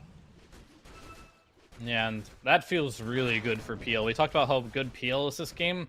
He gets a kill on the offlaner, and guess what? Midas was just delivered. Wow. So that's a Midas plus a kill. You're happy if you got the juice right now in this game. I'll tell you that much. One happy He's feel. so farmed. He's so Dire's farmed. tower is under attack. Oh my god. That was big. You mentioned it, man. Like, you just can be. Sure, it looks like a good PL game, but still, this hero has got some weaknesses inside the lane going up against a Mars and a Hoodwink. We've sung praised a lot about this Hoodwink hero, but 3 deaths now for Stonebank overall this game, and PL is loving life in what his counterpart focus. Yasha completed, going to be working on the Manta style. Yes, this Naga is going to be able to definitely find his farm, but let's see what he's going to be able to do with, really importantly, that second item timing, like you were saying, probably being the Orchid. Yeah, and like the meta right now for Lion is Rush Shard, and that instantly kills every single Naga illusion that's in range. So you always got that going for you. And then you got to deal with the PL. Oh, the coil's been used. They have Finger. It's a pretty good arena response, though. Okay. Stonebank, that's a great way for you to get yourself back into the game. And now Dendi as well has plenty of mana to be able to zip on over the top. Some big kills. In fact, they're the first 3 of the game here for the boys on bait. No, that was absolutely huge. The fact that Stonebank was able to land that arena spear on the puck. If that would have not hit or got phase shift dodge, that would have just been Dendi dying. And Puck potentially just getting out. So getting 3 kills there, the mid laner, 2 supports, really big. And that's their first 3 kills of the game at 12 minutes into the game. So very important there. PMA, he's been pretty quiet. I liked his item build. He's got the safety bubble going too. I'm just going to mention that. So he has a range drop, 2 Wraith Bands, a Wand, and a Bracer, and a safety bubble. This Night Stalker is very tanky, and I think that's like his goal of this game. Just survive, get his farm, and then normally when the second nighttime comes rolling around, then he'll consider getting active. And if not the second nighttime, definitely the third. That's when he's going to be on full hunt mode. They're going to be hunting, though, from Navi Jr. even without the Night Stalker. No Finger of Death to work with. Coil is up. Kisses is ready to go as well. Dendi's going to show on this mid lane. It's going to be the target. 1300 health they have to bring down. Instant snap of the Coil, but it's not going to matter. Really nicely done from Navi Jr. Now this tower is going to be under assault as well. Radiant's courier has been killed. Yeah, the tower's just dead there. I think Stamanen actually did a favor for PMA unless they can kill him there. PMA was trying to TP mid lane to ensure that fight. But with the Hoodwink, the Bushwhack just canceled it out. But Night Stalker's like, whatever. It's daytime anyway. I guess I'll just farm more up here. Why not? My net worth is looking really good. I'll continue to make it good as he is bringing what I like to call the storm killing item when you play Night Stalker. You go straight for that Blink Dagger. Now all of a sudden, it's really hard to play Storm. And that is flying out right now. And I think this is where Smoke is going to come out once he pushes the lane. And they're just going to go hunt Storm over and over again. And he is going into that Witchblade into BKB. But the road to the BKB starts now. He doesn't have a single component. He's going to be vulnerable until he gets to that point of the game. It's going to be very difficult for you to be able to have map to play with. You have some rather kind of greedier supports, like Mary would like a lot of farm. We know the Naga Siren takes a lot of farm across the map as well, and then Storm's going to want somewhere of the defensive farm, but where the Vision's able to come into play, and like you said, this Night Stalker Blink, it's the item to be able to hunt that Storm down, so I have to see how they're going to be able to divvy up everything across the map, as meanwhile Bait, their northern jungle is in a little bit of trouble. Nighttime ready to go, PMA instantly looking to use that. A freebie onto the Hoodwink. They are trying to respond with some TPs, but yeah, that's not going to do anything. Yeah, I mean, that was just nighttime use. It wasn't even Dark Ascension. And now this is the point of the game where PMA, he's probably going to farm a little bit less, I would imagine. He doesn't have to stop farming if they're happy with the game state, but I think going for some kills now would make a lot of sense. Do you have a... What he would like for him to go is his item progression, because I'm trying to see, is it just the classic BKB next? Does actually hold that? Reddy's Blink Reveal. Niku, he's got the coil with the silence coming up shortly. Well, here, PMA, you were wanting him to get involved, and he's going to do just that with the burst from the ultimates. Down goes Dendi. It is a long road towards the BKB here from the Storm Spirit, and he's going to continue to be slowed down even further off the back of these deaths. Honestly, I have no idea what Night Stalker should go next. He already has such a offbeat build that the world is his oyster at this point. He could go an armlet for all I care. And as long as he like gets some more damage and survivability, I think that's good enough for me. Who wants cookies? And he's got a lot of options for that. Yeah, let's see. Yeah, there's. I know people were dabbling in the Echo Saber. I think even sometimes before the Blink. I mean, I don't know if there's. You can argue for a Mage Slayer.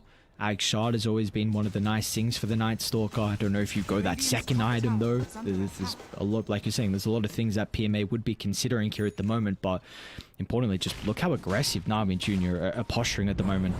Around this bottom side, there's a pretty good ward though from Bait around mid, so they are well aware of what's going on. I think you want to go for one really big item that replaces the Magic Wand. That way the Wraith Band and Bracers tick in at that 25-minute mark with extra value. You gotta get something off the back of the Blink from Stone. Oh, what a silence! PMA. Oh, beautifully done. Instant response.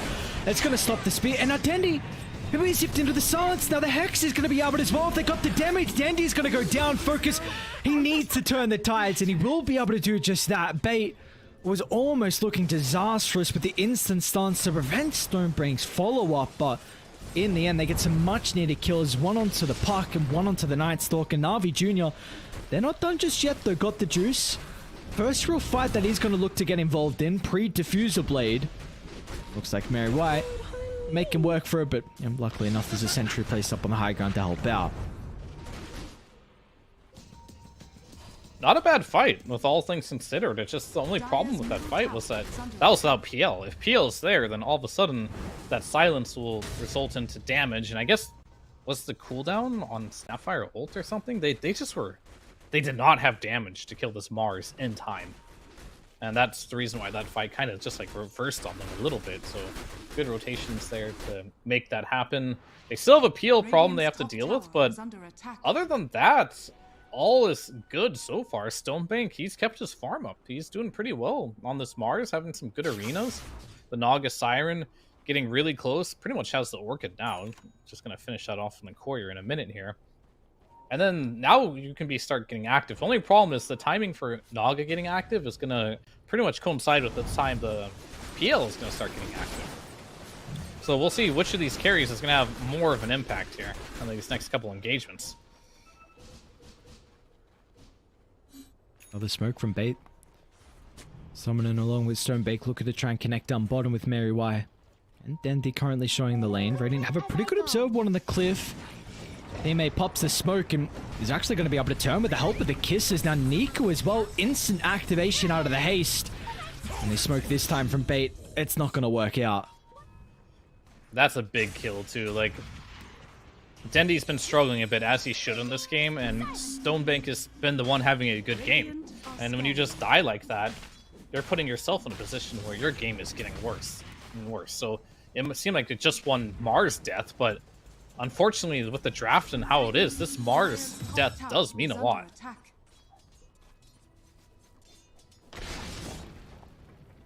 And I think after that fight, PMA did realize that, like, you know what, if I had a BKB that fight, I probably would have lived. So instantly decides that's going to be his choice. He sells a Wraith Band, which is okay.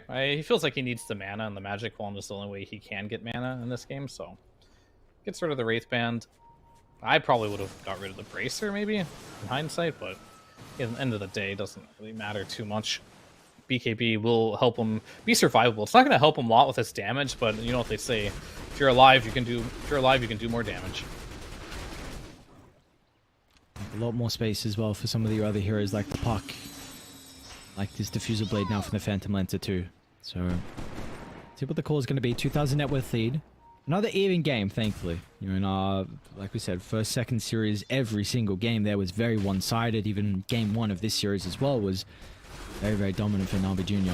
But we 20 minutes in, even game. And we spoke a little bit earlier on about the objectives from either side. Would we say this someone who has an easier time of even like thinking about taking Roshan, or is this something that's not even going to be on the thoughts of Bait or Na'Vi Jr.? Oh, you can definitely do it on both sides right now. Just because PL, he can do it. It's really slow. Probably not even worth it. But for now, for either team, it's probably easier for bait just because you do have Mars with the Vlads, and you do have Enchantress. So you have some way of sustaining the Roche. Like, one of the big things about doing Roche is the fact that if you can do it without dying, right? Without, like, Roche killing you or taking away your damage, that way you can fight right away. And it looks like PL's going to take a gate. Smoked. Alright. And Smoke is going to pop, but what are you going to do here? Yeah, a little too late. No, Mary White. That's at least the person they're going to be able to catch up to. So Mary White is always there to die for you. I got you, brother. Don't you worry. He's been really good at this series. He's been good at dying. not to say that in a rude way, but like on his bench, his swaps and everything. Like, he's in the right spot to make sure that, you know, the cores aren't dying. At least it's just a support. And knows his role. Make a top lane. Yeah. Try onto Stomin, of course, with this very interesting spell on the Scary. Radiant's middle tower is Be more than under attack. okay. Actually, hang on. Are they going to be able to find the turn potential? Stonebank jumps over the chain control with only level 2 and Bushwhack was not enough, so Niku's okay. Oh, I know what happened. Okay, so there's an interaction, right? Radiant's middle And tower has the fallen. moment you use your W, it pushes him out of Bushwhack. So what happened was, Radiant's top tower he is hit the under Bushwhack, attack. but Stonebank instantly pressed W, and then broke the Bushwhack. Because let me tell you, that was not a 1.6 second stun. That was a microsecond stun. I was looking and I'm like, I don't know if I just, like, I had a super long blink or something, and I just, like, I don't know, after I blink, you know, the stun bar disappeared or something. I don't know, but what's going on? I thought it was going to last a little bit longer than that. No, you're not crazy. It's just Mars Hoodwink have some anti-synergy that needs to be played around very carefully, or things like that happen. Much needed kill potentially goes begging for the boys on bait, and it's only 1,000 gold. Like, we are a very, very even game. We're going to see Focus now starting to play a little bit more creative here with the illusions. Eternal Shroud has been completed as well, so an item we're seeing a little bit more on the Naga Sirens, but nonetheless is still interesting. And importantly, we have a BKB from Dendi. That's the big one. We have BKB on Dendi. Night Stalker, it looks like, does he have a BKB coming out too? He does, on the courier. The thing about this Night Stalker build, though, it's like not very threatening. You have a Blink BKB. It's kind of like the Mars rushing Blink. But we'll see what they can do with here. And PL being active is the big thing. It's not a bad start. It's going to be onto the Naga Siren. They should have to damage here with the Mortimer Kisses if they need the extra ultimate. That's where the finger comes into play. He's not dead yet. No way. Gets the song off the last second. As Focus survives through every single ultimate PMA. That's no way you're going to be able to hunt him down inside the base. That's Eternal Shroud for you this patch. Most all the damage coming from outside of the PL, who just wasn't quite there. And this has kind of been the story of the game, right? Well, this is normal PL behavior. You're kind of just AFK till you get 3 slots. And he's on track for that, right? Manta's online. It's like, hey guys, you know, I'm farming. The moment I get my heart, I think it's the next item, I'll kill them all. And he's probably not wrong about that either. Don't make a mistake until then. But until then, yeah, this Naga with Eternal Shroud is just a bit too tanky when you only have magic damage. We talked about Night Stalker and his itemization. It doesn't do much damage. Not much at all, so. And that ward should get scouted out here. It should. I'm not saying it will. But that gets a lot of vision. I'm talking the ward inside the Radiant Triangle there. Just sneakily placed, I believe, on the Hoodwink. Bad at all. Bottom lane, Niku. She being a bit of a nuisance on Tandy. Gotta be cautious though. But maybe the BKB. Should be able to get it. There's the BKB out of Dendi. Wants to get the kill onto Niku before he tries to zip out the safety. Orb will keep the puck alive. Dendi, of course, will be able to get out of danger. Very wide does that. And zap him down. 3 charges now for Riddies. And another death on Mary White. Meanwhile, here on Orchid down.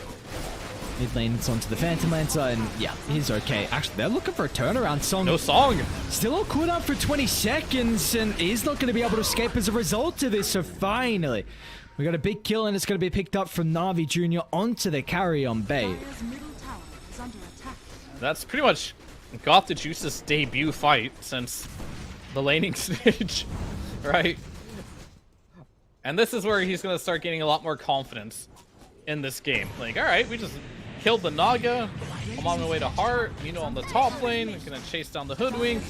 Na'Vi Jr. on a tear now. Dire's middle tower has fallen. Map is really opened up off the back of those couple of kills here for the boys on Radiant. 4,000 net worth lead.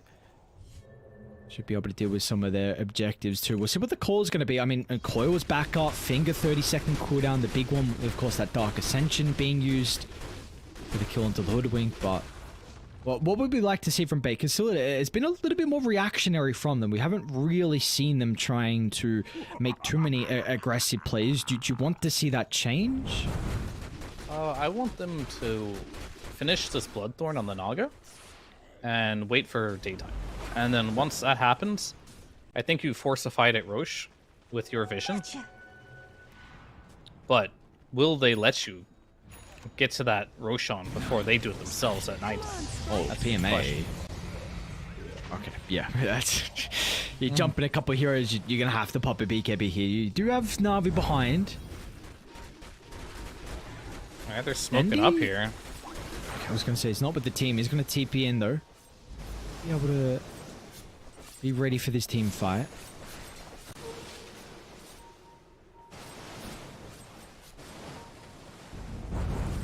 This Position PL will be- is like 1,000 gold away from being a big problem. Speaking of the PL, hang on a second, just Oh, jumps okay, right they into caught him. them. Oh, they missed the spear, though.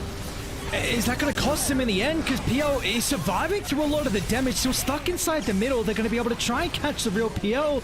It's not enough in the end, though. Get some separation, being more focused, though. Wants to go towards the backline. Assassinate to Sapphire. Both supports taken care of on Na'Vi Jr. But now the Phantom Lance has gone completely undressed inside the team fight. They'll try and get the song off. Yours will cancel that. Any more control to stop focus. It's not going to be enough. Defensive song, TP out. Looks like he'll survive, but another successful fight for Na'Vi Jr. All they lose is two of their supports.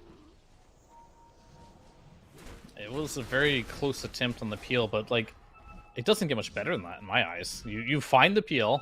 I guess you did miss some spear on Mars, but how do you hit the spear?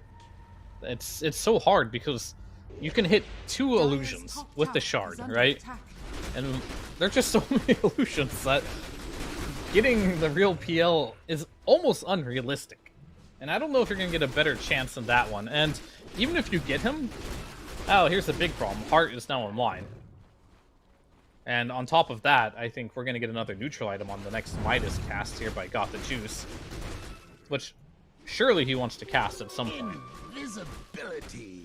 No, what do you mean? He's just going to get the old-fashioned way. Nah, he's going to ignore it. I did, I've been there. what? I've been there. Okay. Come on, when you play Micro Heroes, sometimes this is a... You're not always on your screen. But yeah, that's not great. Well, alright. We do not have a T3 neutral item. Forgot the juice. It's okay. Dude, they want to play with a handicap. Come on, man. I understand. It feels like it's just so good that Tier 3 neutral item is not even required at all for the level 20 PL. Are they poking high ground? Maybe just, I suppose, forcing bait back to try and some economic damage. But they're sticking around and... I'm nervous right now. I'm really nervous. After last game. I don't know, guys. Okay. I don't know if you should be touching buildings. This tower's gonna go down, though. Structures are fortified. Ooh. I think you're going to give Roche up for this. And I think they're aware of this. I mean, it's not the fastest Roche ever, and you can mass TP, and that's what they're going to do. Scan is hit. And Naga's soloing this, by the way. What's the call? Song? He doesn't have the to damage. kill it in No, song? he does not. You need the Hoodwink to maybe hit it. It's not going to matter. In the end, come on. Doppelganger's not going to steal it. Focus. He's going to die twice. It's an all or nothing play. You are in, you've committed for this ages, and now in the end you're gonna die twice unless Bait can somehow keep him alive, but it will not be enough. No one even wants to attempt it. Because look at Niku. This puck acting like a zoning bodyguard, intercepting any reinforcements. Now he's caught them. A triple coil into the silence. They're going to be able to land the combo. They blow up PMA. Didn't even have a hope of activating the BKB as Bait somehow looked like that coil was going to be devastating on the retreat. But in the end, they'll get the kill on the Night Stalker. They'll get out as well. But really, importantly, that story, you lose the Naga and you lose the Aegis instantly. Yeah, that... It's hard to formulate the words for what just happened there, but that seemed like a really desperate play. Like, you can't just do Roche like that right next to an outpost, and those outposts cannot be captured, right? So you always have the option to go to your side of Roshan to do it. There's 2 scans now, so scans always seem to be up. You're soloing Roshan. And where was Bait at? Like, half of them were defending the high ground. I guess that was part of the play. Na'Vi Jr. doing a lot better. They're pressuring top lane. They see Mars TP. They use the scan bot at Roche. They're like, okay, there's no way Mars can get bottom. So all we have to do is go down there. And instead of like playing a bit more patient on Bait and just going backwards, taking the fight, they just do an all-in play, hoping to kill it in time. They were probably like, I want to say about 5 to 7 seconds away from getting that play off, where they kill the Roshan, get the Aegis, and TP out with the song. However, you do have to keep in mind that Night Stalker could, and theoretically, just press BKB and run in there and cancel your TP at any moment. Really risky play, didn't work out, but at least they don't have an Aegis on the side of Na'Vi. That's some silver lining. Alright, But, sure. But at what cost? At what cost indeed is his net worth, again, continuing to grow? Really just importantly, the itemization we're seeing out of Na'Vi Jr. I mean, Niku's Maelstrom, of course, even DD in the bottle for this next fight, but into the Scepter with that Ag Shard, so it's going to be a further way to be able to help address the Naga.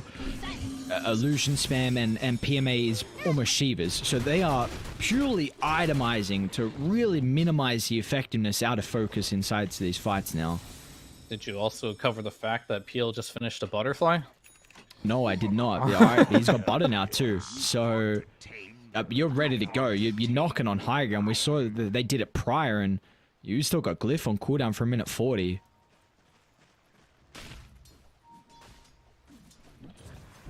Yep. The dogs are out. This one's looking a little rough. You are... Stonebank's gonna have to do some crazy stuff here with the Mars. Oh, the backdoor protection again. I've seen this story. Oh. Alright, at least this time we got some creeps now, so... They are trying to cut top. Nicely done from Naga. Gonna send the illusions through. So yeah, but I mean, definitely this time you're not gonna be able to deal with it. Jump in, where it is. Straight to the Mars. They're gonna try and blow him up before the response. Stonebank gets the BKB into the... It's just not enough though. There's no more follow-up, but now with Enchantress, it's PL's time to shine. Focus is too late for the song. It's just used defensively, doesn't do anything. You can't use it aggressively, potentially turn the tides. Yeah, and they're just gonna go down mid lane now. Yeah, just Naga's item progression, unfortunately, it has faltered. He has the Bloodthorn. He has all the items that in his toolkit that he should have, but he's feeling like he needs a Butterfly Disperser at the bare minimum just to be able to fight. Maybe a Heart as well. This Naga just isn't farmed enough right now, and guess what? PL is. PL's at the Heart Butterfly timing. He's even got a Disperser pretty soon if he wants to pick that up too. And once he gets that Disperser, oh, buy Bloodthorn, but keep in mind, Disperser you can target on your allies too, so whoever Naga decides to focus on, Peel will get their back and immediately purge it off. Dire's middle barracks are under attack. Stonebank. Speed just doesn't connect on the barracks. I don't know if it even would have mattered with all the health they have to go through. Stonebank. And now Dandy as well is in some danger. They'll get the kill onto PMA. Focused up with the wraparound on the Naga Siren as well, but once the Phantom Lancer gets involved in with illusions, it's going to make it a little bit more messy. Na'Vi Jr. will nonetheless still respect Bait. Yeah, they'll just back out for now. How did PL's courier die? Oh, it was giving him a disperser recipe. Alright, he didn't lose his disperser at least, so. For that next fight, when they try to do that to the Night Stalker, even though he has no BKB, the disperser will be able to save him. Assuming Got the Juice is feeling, you know, generous to use it on his allies. Radiant's middle tower is under attack. You know, those greedy carry players. Sometimes they just think everything is theirs. You one of them, Sophia? Oh, I mean, You depends on what game I'm in. It depends if I respect my teammates. okay. Radiant's middle tower is under attack. And competitive games, of course, I'm there for my allies. In pubs, that depends if I trust you or not. Let's see if Got the Juice is going to trust his boys, because they are looking to go once again. Grouped as 5, ultimates at the ready. They retreating back to their side of the map though. Navi Jr. want to try and catch them off guard. They're not all clumped up at the moment. Gonna run into Mary Y first. And you just got to cut your losses. They kind of want to go in though. I mean, Hoodwin's starting to move forward. We'll force out a reaction out of the BKB from PMA. And meanwhile, Dendy down to the south as well. They're kind of toying with his fruit, but look at the chucking days. The use of the Gobble gets the spit onto 2, and now with the stun control into the damage. Focus is gone. A tip as well for good measure. Godlike Shriek forgot the juice. Stonebank, he's gonna die too. As these are 2 heroes without buyback. Is there beef or something? Why does he keep tipping him? I don't understand. Dyer's bottom Come on, tower man. You just gotta get in the head. For a little bit of banter. There you go. Man. Or whatever it be, I mean... 2 carry beef, Jeez. like, that's the thing. Like, they both want to play carry in pubs. That's where beef really starts. It's a mortal draft, baby, you know? This is a lot of beef in a mortal draft about beautiful thing. who plays what role. Chantress? Alright. Well, zap down, and your hopes of sticking around for the qualifiers rely on a measly Storm and a Hoodwink. Yeah, I mean, I wanted to see Bait show some good things in this qualifier, and then all I really got was Bait winning a game they didn't deserve to win. But I guess it's better than nothing, as this game Better is than nothing. completely out of reach. They're gonna go cast some spells here, but it's gonna mount. Another nice spit in. Niku don't get the kill. I mean, it is onto a buyback. But what are you going to be able to do to be able to stall this one out? Doesn't look like it's going to be much. All the attention put onto the throne. Meanwhile, Dendy on the backline. Caught with a stun from Riddis. His line, it's been pretty on point so far in multiple games we've seen from Navi Jr. I mean, you do have a Phantom Lancer falling relatively low. Focus going to try and reset the fight to set up for the Bushwhack. It's back up here for the Hoodwink. Alright, they got That's him. enough to get the kill onto the Phantom.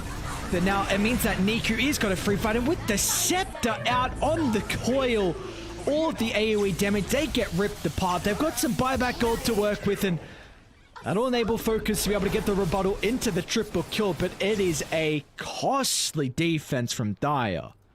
And I was thinking to myself, like, how can this PL possibly die? There's, like, pretty much no chance, right? And you have to somehow chain stun him in an almost impossible manner. And yeah, I mean, Got the Juice kind of messed that one up a little bit. He had Doppelganger ready the whole time. I would say it was a little unfortunate, too. Like, Stomanen managed to get the Bushwhack, right, onto the PL.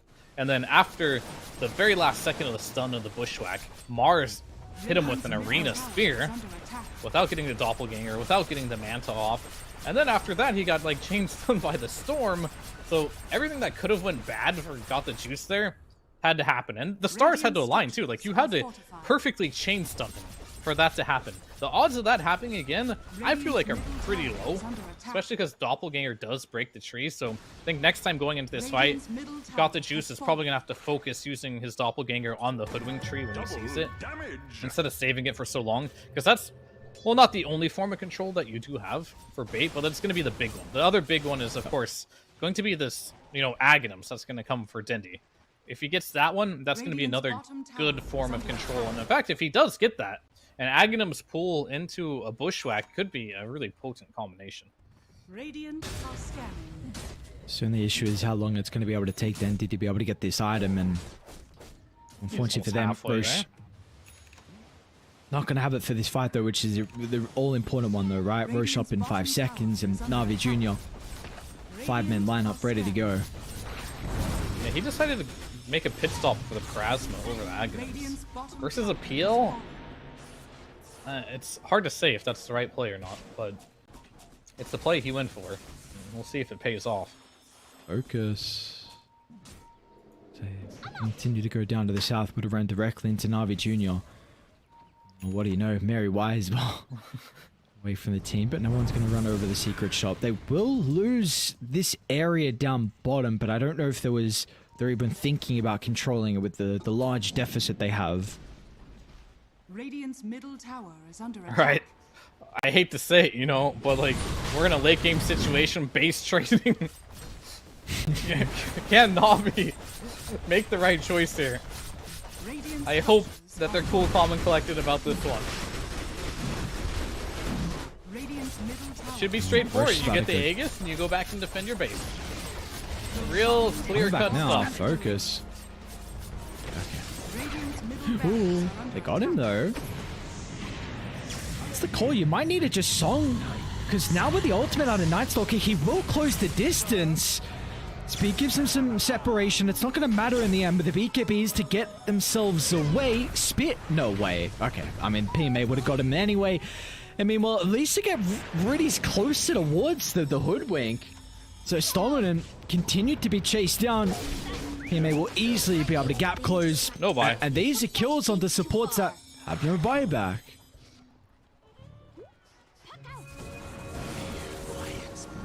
What's your move? Can Dindy buy an item right now that Dyer's changes bottom this? tower is under Yeah, attack. I guess you buy the Sange now if you want. Or your throne dies. It probably dies anyway, but... Guys, you gotta do something. Stonebank. It's not a good enough arena. And the Earth Spike is well from Riddies. Dendy, he's not gonna get blown up, but still just importantly, it messes with the initial jump. A dieback for the Storm Spirit. The G's are gonna get dropped. The Navi Jr. will eliminate bait. There's definitely some banter. Nice try. I've not seen that one. There's definitely some interesting stuff that has gone on between these two teams, or got the juice and some of the bait members in some pubs, but nonetheless, Navi Jr. are going to eliminate bait as our first team out of the closed qualifiers. And I think Navi Jr. kind of just showcased that, at least for now, they are the superior team to Bait. As I mentioned before, this isn't their first time meeting within like the last week and a half. And so far, Navi Jr. has gotten the best of them in almost every single game, except for that one game where Navi Jr. made some questionable decision-making and ended up throwing a game that shouldn't have been lost. So, well played to them. I think they played really well. I think their hero choices are good. I think they have a better understanding of the meta, and I think that just kind of happens, and we're starting to see more and more that teams like to pick players that are extremely experienced in one role, whereas you have players like Stonebank, right, who's in the offlane. He's probably still getting his footing, finding his hero pool, and figuring out like what's good. It's not that he played bad necessarily, but the big thing about being a master of your role is knowing what's OP, what's really good for the game, and making it work. And unfortunately for Bait here, they've been struggling with that for some time, like figuring out, we're going to do some OP strat, we're going to like play the meta better than you, and they're just like getting outclassed, unfortunately, in all the games we've seen them in.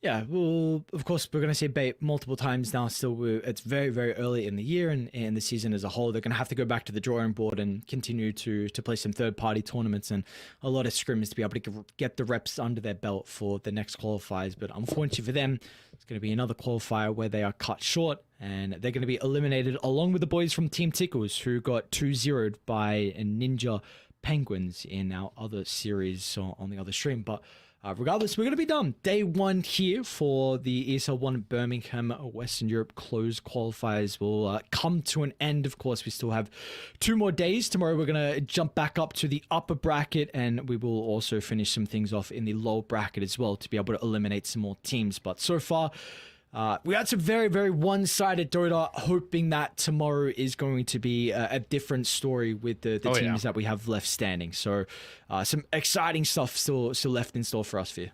Yeah, I mean, for sure. I think tomorrow is when we're going to start seeing more even games. Like, it's been very top heavy. I think looking at the bracket here now, you have OG Tundra should be a barn burner, Secret Entity, same story there. Then going into the lower brackets too. I don't know if those will be equal because like whoever drops down between OG Tundra, Secret Entity, they're gonna have to play some Navi Junior and Ninja Penguins. We'll see if they're up to the task round 2 to beat these caliber of teams. But the upper bracket should be really interesting at least. Yes, without a doubt. The upper bracket series is going to be exciting. Then who knows, maybe could be some upsets in the lower bracket. But nonetheless, day 1 will come to a close, of course. There's a lot of other regions going on. I believe we've got North America even happening. I think there's probably going to be that best of 5. Yep, Shopify versus Nouns. So, and you've got South America going on as well. So for us, for Western Europe, we're going to be kicking off in probably just over 12 hours. So at least for Western Europe action, we'll be starting in about 12 hours, a little bit over. And with that being said, we'll say goodbye for our first day, and we'll see you guys all back tomorrow for some more Western Europe close qualifier action for ESL 1 Birmingham.